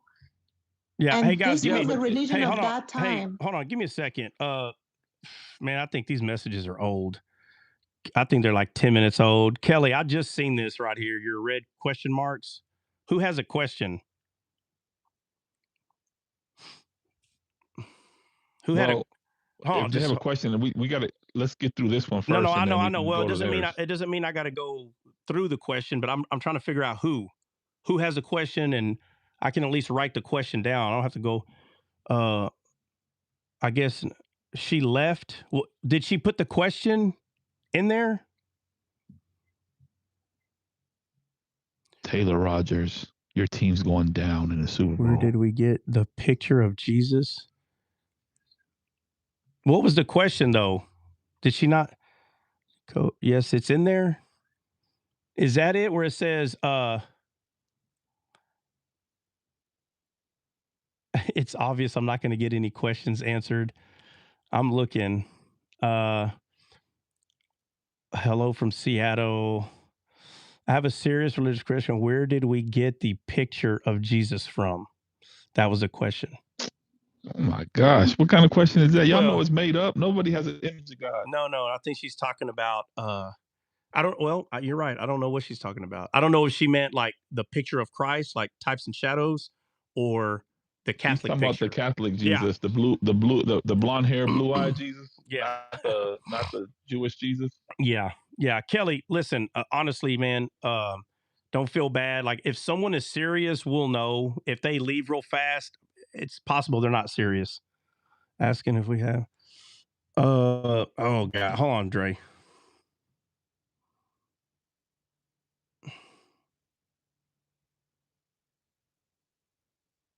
Yes, our Jews are already pretty. They're pretty cocky in a way. Like they kind of already know that they're God's people, which is kind of how believers should be in the Messiah. They should really feel this way, but for some reason they don't. They feel like they're losing salvation left and right. Oop, I dropped salvation today. Let me go back and find it. I hope I have a air tag on it. Let me try to find it with my Find Me app. Where did I I don't know, but I misplace my find it like very salvation? interesting because, like, you know, they honestly, like, I think they were like also Zoroastrians that today they are practicing it. You know, they got stuck to it, like how Jews, you know, pretty much they got stuck to it because they thought that they could do it, you know, and at the end the evil is gonna be punished. You know, that's what they think. Like it was very interesting. Like I see a lot of similarities, you know, because that they don't think also there is an afterlife, like, you know, punishment and all of that stuff. They think like, No. Jews do believe there's an afterlife, though. I'm well, just saying that the concept of afterlife is not how we clearly think, seen in Torah, right? right? But there is an afterlife. I mean, there has to be an afterlife. That's Hmm. what the whole term of Olam Haba comes in, which is the world to come. So there is a world to come. I mean, they believe that Messiah is coming and Messiah is doing X, Y, and Z. The Rambam has the 13 principles that make you a Jew, believing in the Messiah. The Messiah does very specific things. So, yeah, I Hmm. mean, yeah. Well, I don't know. That really. I think they got stuck somehow. Like these old, like, you know, Persians, they got stuck in that mentality, like how Jews were, you know, and somehow, I don't know, they got stuck in it. You know, it's funny because like Jews believe that like the Garden of Eden is heaven. This is why I have these arguments with Renegade, because he holds to a lot of rabbinic readings, and actually, Gan Eden is actually heaven, considered heaven. So it's kind of funny. And Olam Abam is the world to come, and Jahannam is like kind of like Islam, it's the cleansing or whatever. So We say yeah, they Jahannam just too. yeah. Yeah. That's where Muhammad's bathing right now in lakes of fire. 100%. Using Taking a hot bath. using a volcano rock as a soothie, or what do you call it? What's the little thing the girls use to wash their body? Yeah, the sponge thing. Yeah, I don't know what's what it it's called. I ruined it because I didn't know. The loofah? Yeah. Luffy. Yeah, that thing. Loofah. Yeah. Loofah. Hey, turn that down, man. Yeah, what's wrong with you? Oh. This guy's turning up the cartoon, down, bro. Man. Who is it? Levi? Levi run the house, bro. He run that play, bro. What's wrong with you? Call him Luffy? So here, watch.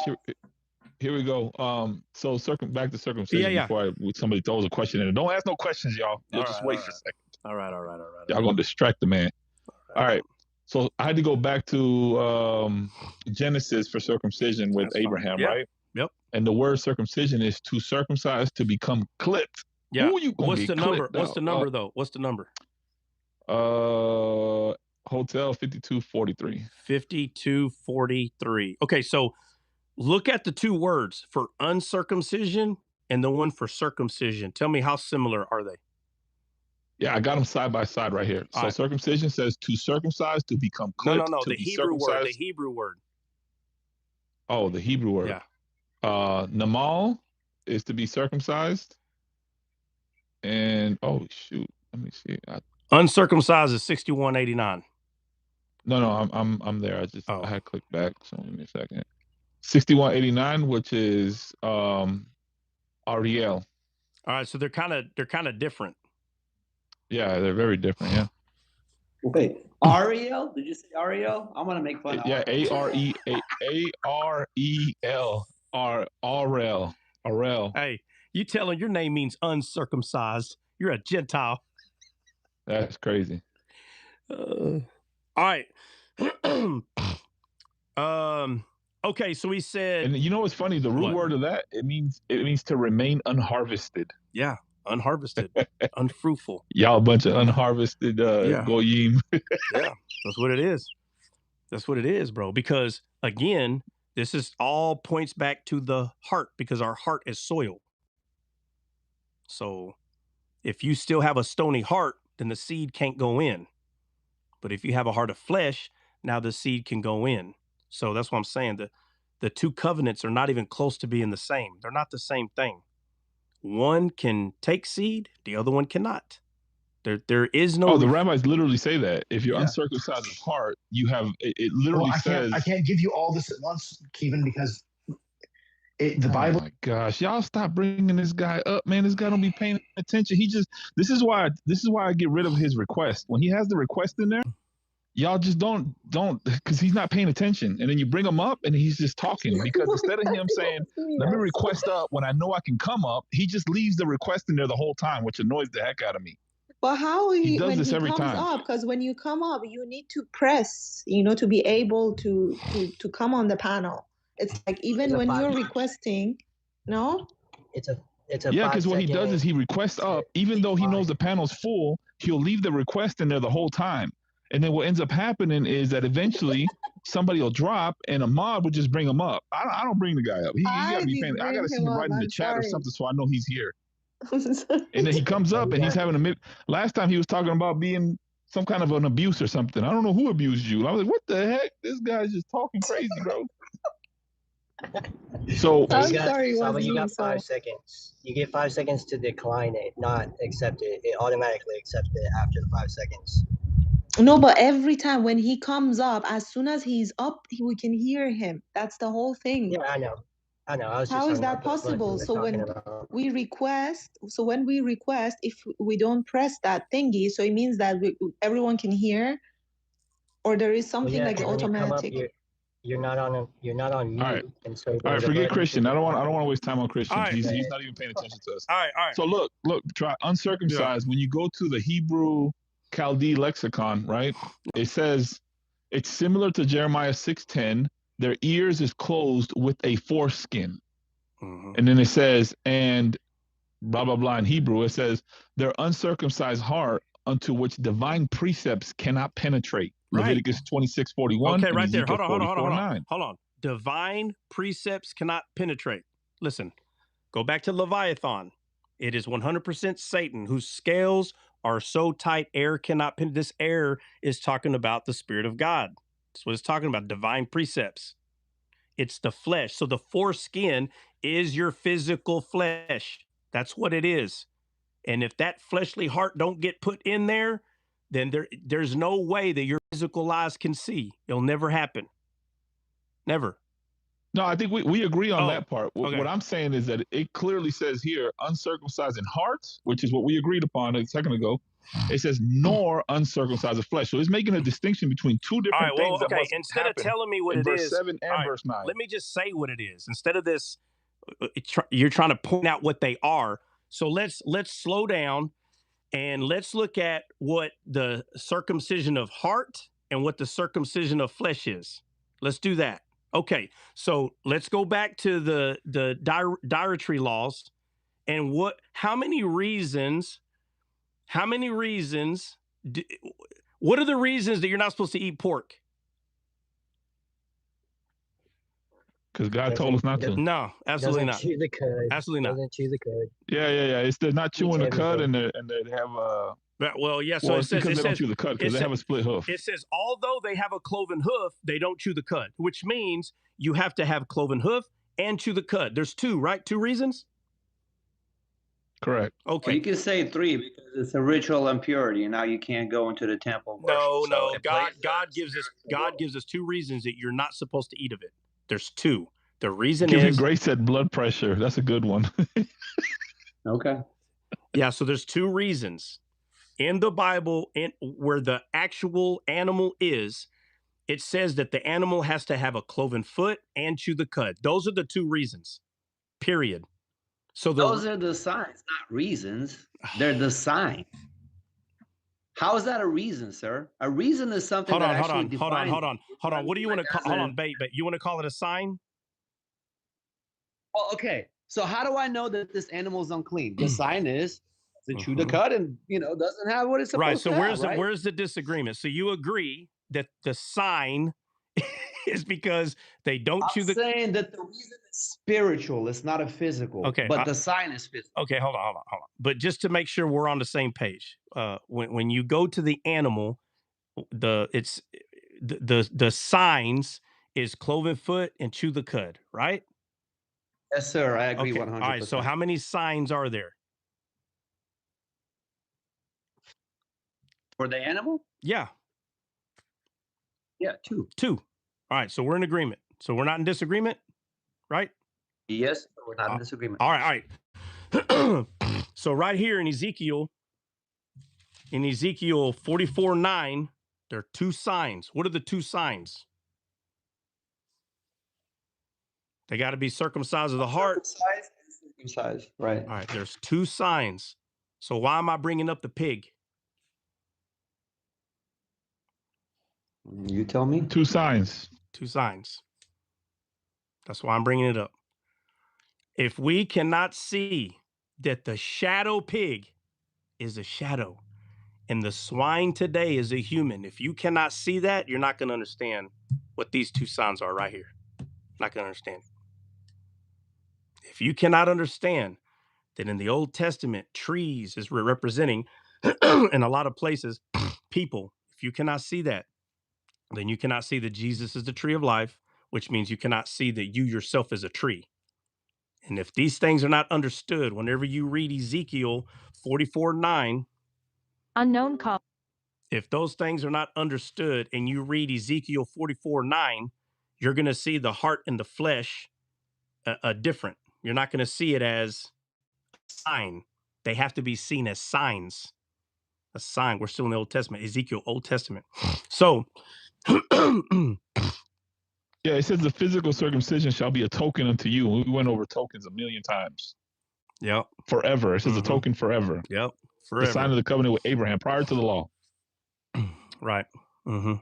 Yep. Forever. It'll be a token forever. So when Paul says there is no more Jew or Gentile, show me where the issue is with that. Because Gentiles don't have to get circumcised, but Jews do physically. But now there is no more Jew or Gentile.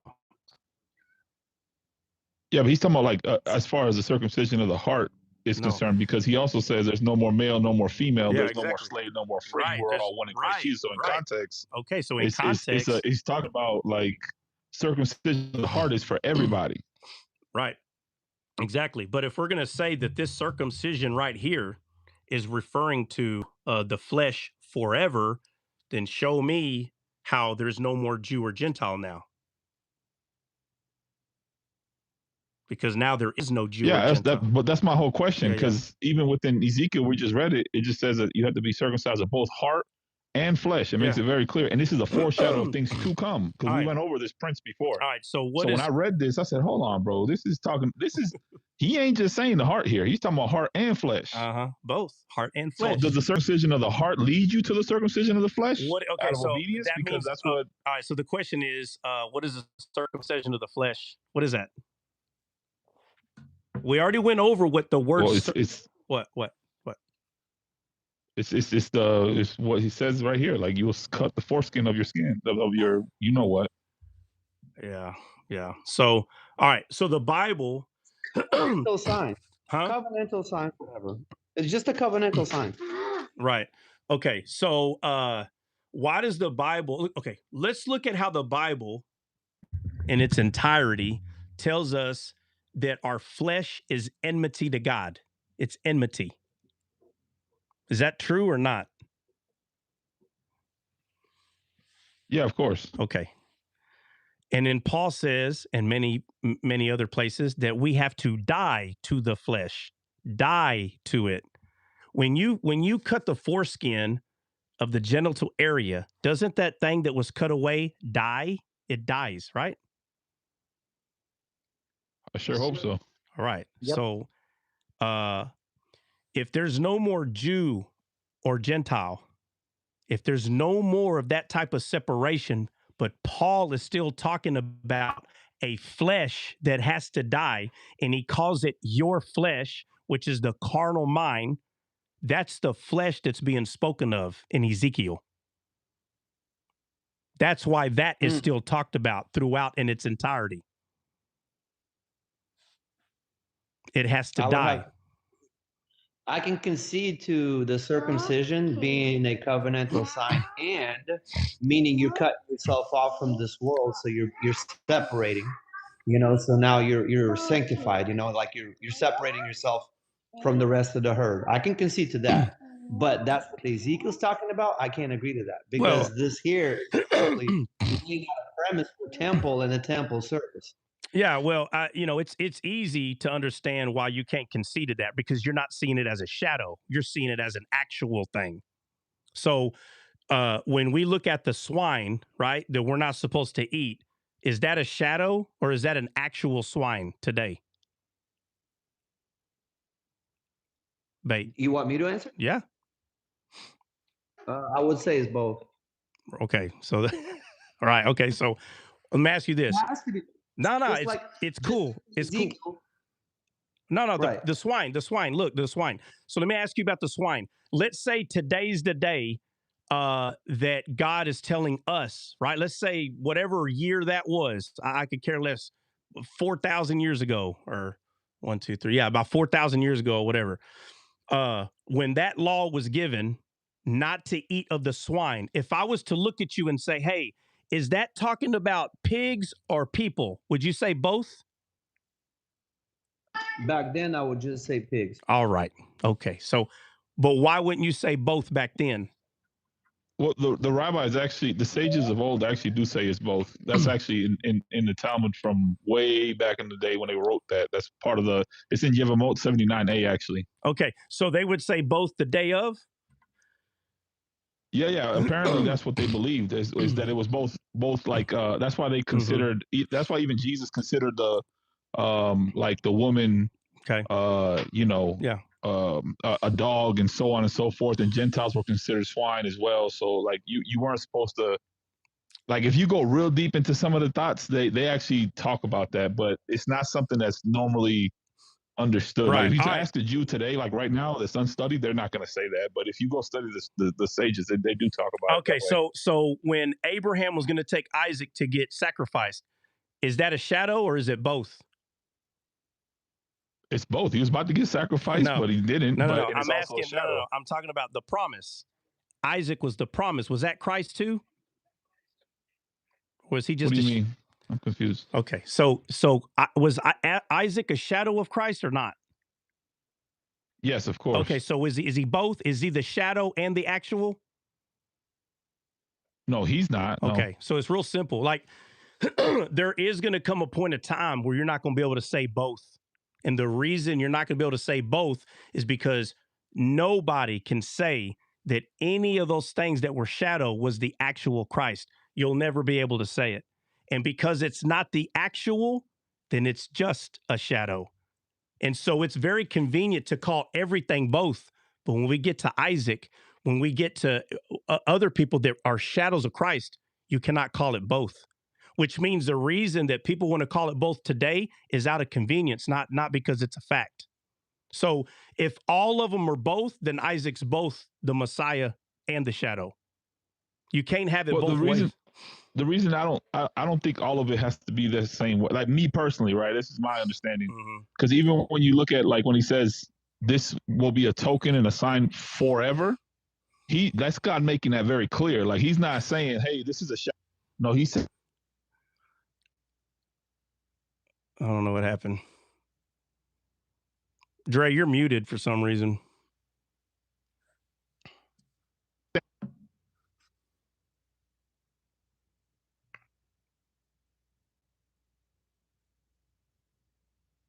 Well, you're not muted, but we can't hear you.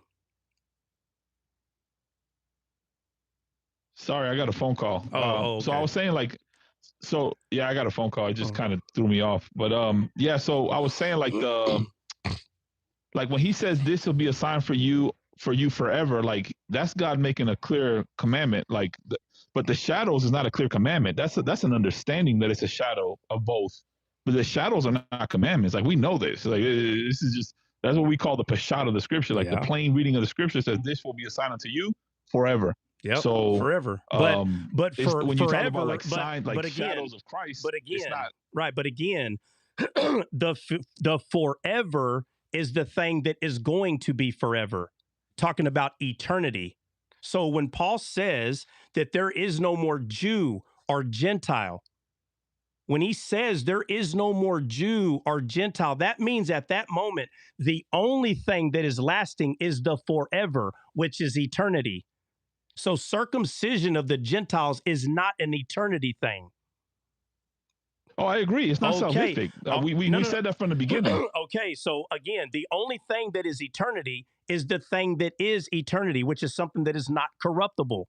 The human body is corruptible. Therefore, that is not talking about eternity, corruptible body. Absolutely not. When it says this will be established forever, my friend, it's talking about through eternity. And there's only one thing that lasts through eternity. And the circumcision of the heart, which is us replacing the stony heart with the fleshly heart. And then circumcision of the flesh is when our flesh is cut away, when we receive our glorified body. That's listen, at the end of the day, you got to go WWJD trap. What would Jesus do? He was circumcised. Exactly. So I'm just going to be like the Messiah. Okay. Well, again. I have a question.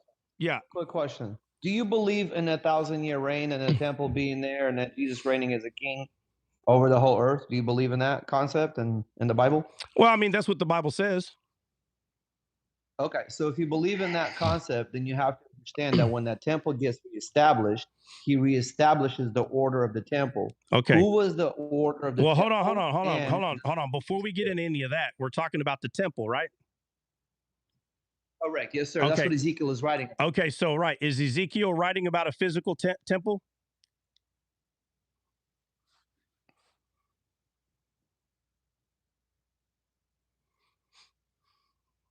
What was the question? Is Ezekiel writing about a physical temple? Yes. Okay, so the 1,000-year reign, it's going to be a physical temple. Yes, sir, all right. It is. All right, so the people that are involved in this physical temple, have they already received salvation or not? Yes. All right, so we are the temple, but yet there's going to be a physical one built. Correct. Right. Okay, so there's the argument with people. If we're the temple, could that be the menorah within the menorah? Well, hold on. So if we're the temple, now we're going backwards and making another temple with hands, physical hands. Well, there's going to be a kingdom established, a temple, and all of the earth will come and worship in that temple. Right. And so that's why maybe our disconnection right now is we have to focus on what we're bringing out and what you're trying to bring out. Yeah. So, well, what the word is saying, right, with the black letters on a white page, you can give this to an atheist and he'll repeat that there's going to be a physical temple. How come the Spirit didn't help him understand anything further? Right. If I was to give this physical book to an atheist who doesn't even believe in God, and I was to say, hey, read Ezekiel for me, you know what he's going to tell me? He's going to tell me you have to be physically circumcised. He's going to say there's going to be a third temple that's going to be built with hands, even though we're the temple. So that means you're going to be in agreement with an atheist, Bait. That's actually, sir, it was after the first temple destruction. So go along with the second temple and then the one to come. Well, again, what I'm saying is an atheist would read this. All right. Yeah. What I'm saying is an atheist would read this book and repeat everything you're telling me. And what I'm saying is an atheist does not understand what he's reading. So what I'm saying is the discussion about the millennial reign and 1,000 years, the reason I don't discuss it is for what's happening right now, because it's hard to get someone to understand something when it looks so clear what it's saying. It's hard. It's really hard. So that's not where we need to start. We need to start in the garden. Like if me and you ever sit down and talk, Bubba, we're going to the garden, and wherever there's a issue, we're going to stay right there until it gets figured out. Because jumping over to the temple and circumcision, that's not where we start. We're going to start right there. Yeah, I'm with it. I think what Dre was just simply trying to do is show the Jews still have a forever covenant and simple priestly duty that's going to be reassigned for them. And it actually shows something beautiful, that Gentiles were always in that plan, and they're showing that they're there right there beside with them in the temple doing the services, but they have to follow the order of the circumcision of the heart. And but there's no more Jew or Gentile. So that's irrelevant. There's no more Jew or Gentile. So you know what I mean? So now you're saying, no, there is still Jew and Gentile. The Bible says there's not. You get what I'm saying?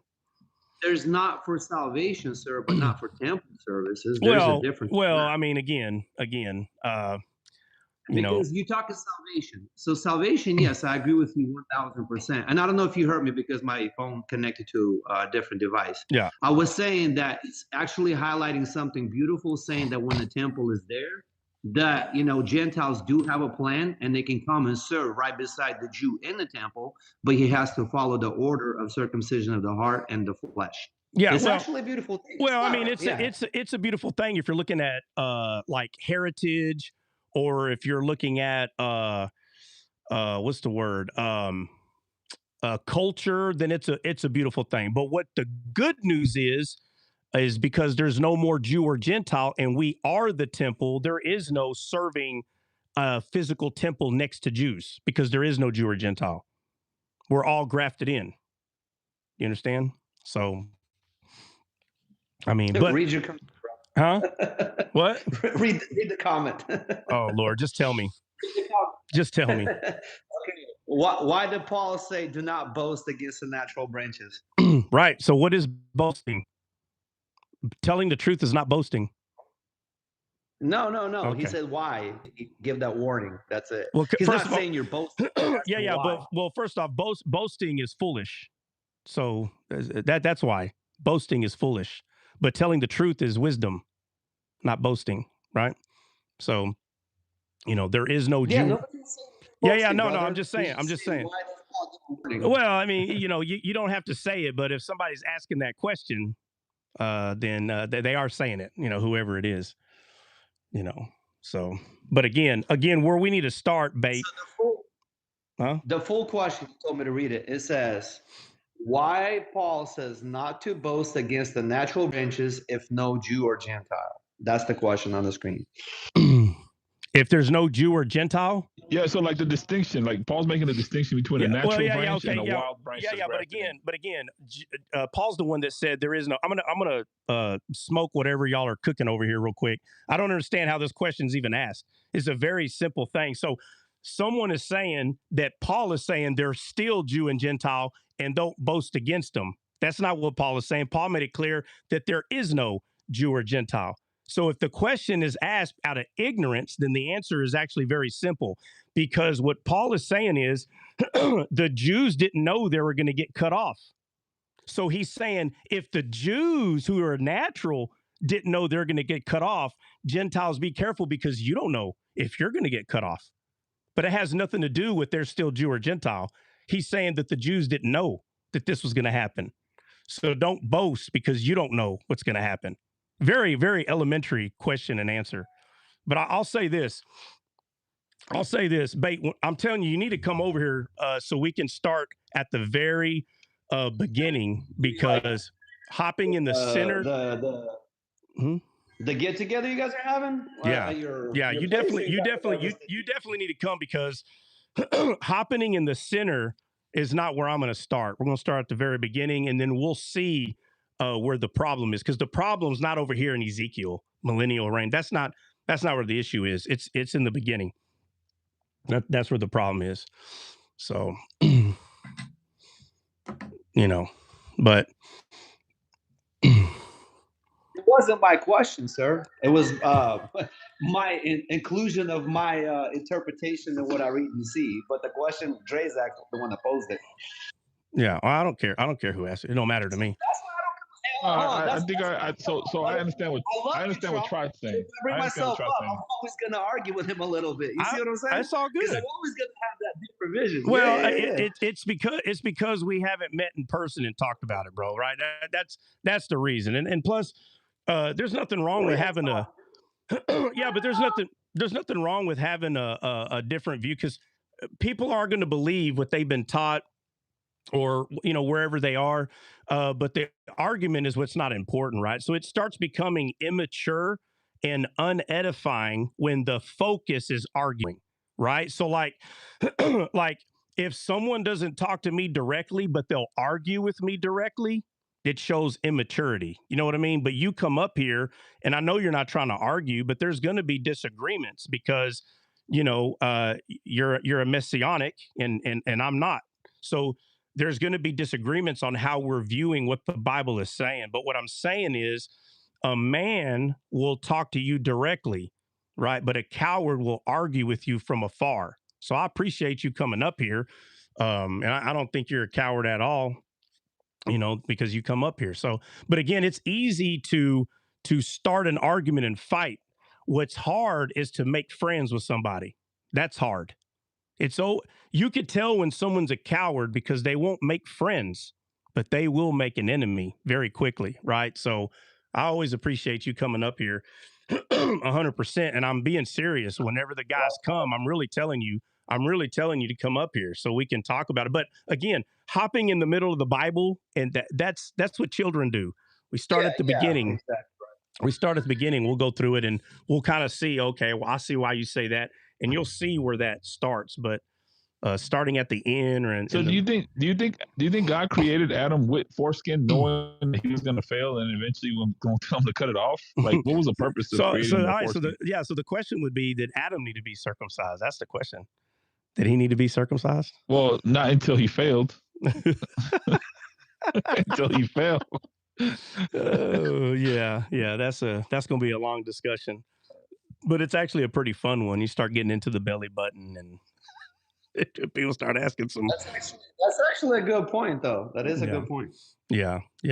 But that's going to go back to what the trees are, right? So when the question is asked, hey, is he going to have to be circumcised, or is he going to have to? That's why Jesus always said it wasn't like that in the beginning.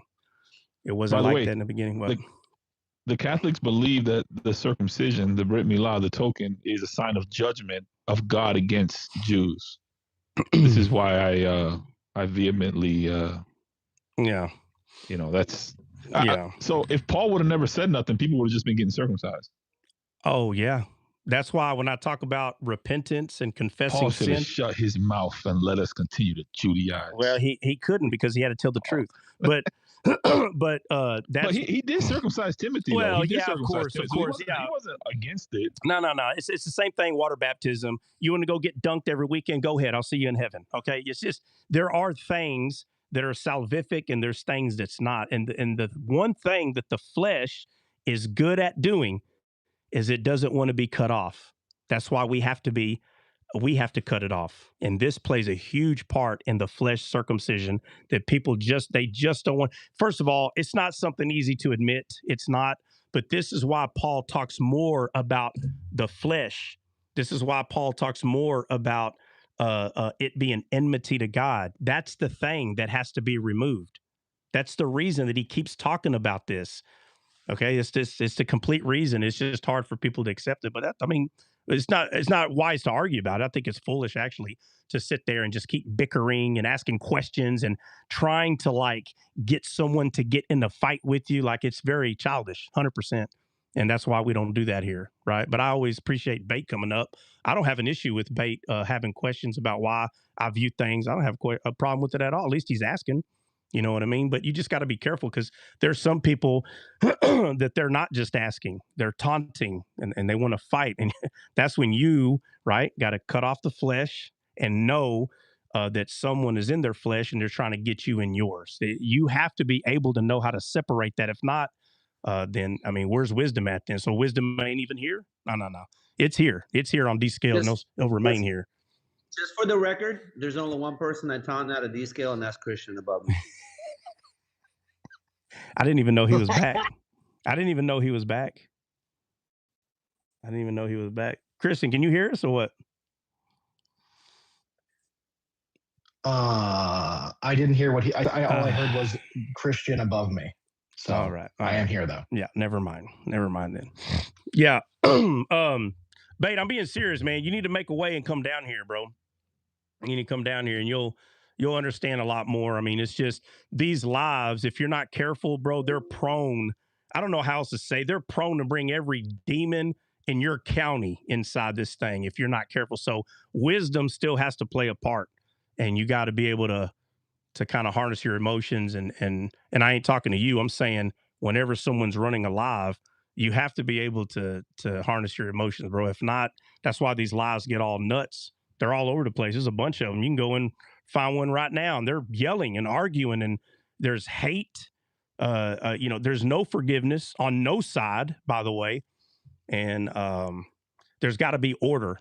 So at some point, you got to be able to put your foot down and say, "Hey, it's enough. Let's get back to edifying, like we've been doing." But the disagreements, bro, that's normal. To disagree with stuff, that stuff's normal. It becomes a problem if someone's making it salvific, right? And that's, you just gotta completely back off if they're trying to make it salvific. I'm saying when something's not, you just gotta back off from it. I don't know what that means. Art, pottery. Yeah. Believe. Do you believe when babies die if they go to heaven? What do you believe? Under? Somebody answered, of course they go back. Oh, y'all are having a conversation without me. My bad. I apologize. All right. Anybody got anything else? Because we got to go. All right. So let me say this real quick. I'm sorry. I should have said this first. So Monday, we're going to pick back up at chapter 2, because we're still there. Nehemiah chapter 2. And I think we got some of the stuff out of the way so we can start reading again there in chapter 2. But if nobody has anything, guys, we got to go. I got a lot of deliveries to do today, and I got to get to it. Somebody did ask if there are women eunuchs. Do what now? Somebody had asked in the comments if there are women eunuchs. I would not see that. If that was to happen, that'd be a freaking rare thing. Like, big time. Yeah, because think of what it means to be a eunuch. That's not really anatomically possible. That'd be a rare thing. I mean, I'll say this: there might have been a time that it happened, like for whatever the reason is, because a lot of eunuchs are still servants. You know what I mean? They're still serving. I mean, under I don't know, under certain circumstances, you know what I mean? Like during war, if a lot of people became unalived, it's not out of the ordinary. Sometimes you get if that's all you got, you know what I mean? I don't see that being out of the. I mean, I see it being out of the norm, but it would be a very rare thing, honestly. But I don't see that being something that was normal. All right, guys, anybody got anything else? If not, we're going to go. We'll see y'all Monday morning. Anybody? Nope. Go check out the music. Oh, yeah. Thank you for that. Descaled music. Yeah, so the album, Descaled's album, the first one has finally been released on iTunes. It just, for whatever reason, it took a minute. So there's been a lot of people that listen to iTunes and keep asking, oh, yeah, we need a rip today, too. Yeah, so... oh my gosh. And then the song David's Secret Chord came out today. So whatever music platform you use, it's going to be on there, except for iTunes. Dre, just so you know, I'm starting to think that CJ is causing catastrophe. He's like sabotaging iTunes getting our music, and he's like, it's iTunes. It's iTunes' fault. That's what I think, bro. Trying to prove his point that he's iTunes calling him a kiss face Judas. Yeah. But anyway, wait, Trot, is there homework for Nehemiah 1 and 2? What'd you say, Benny? Benny, did you say something? Yeah, iTunes is Apple Music. I don't know, Benny. It sounds like you're trying to say something, but you're not. All right, guys, we'll see y'all Monday morning, and we'll go over Nehemiah chapter 2. God bless.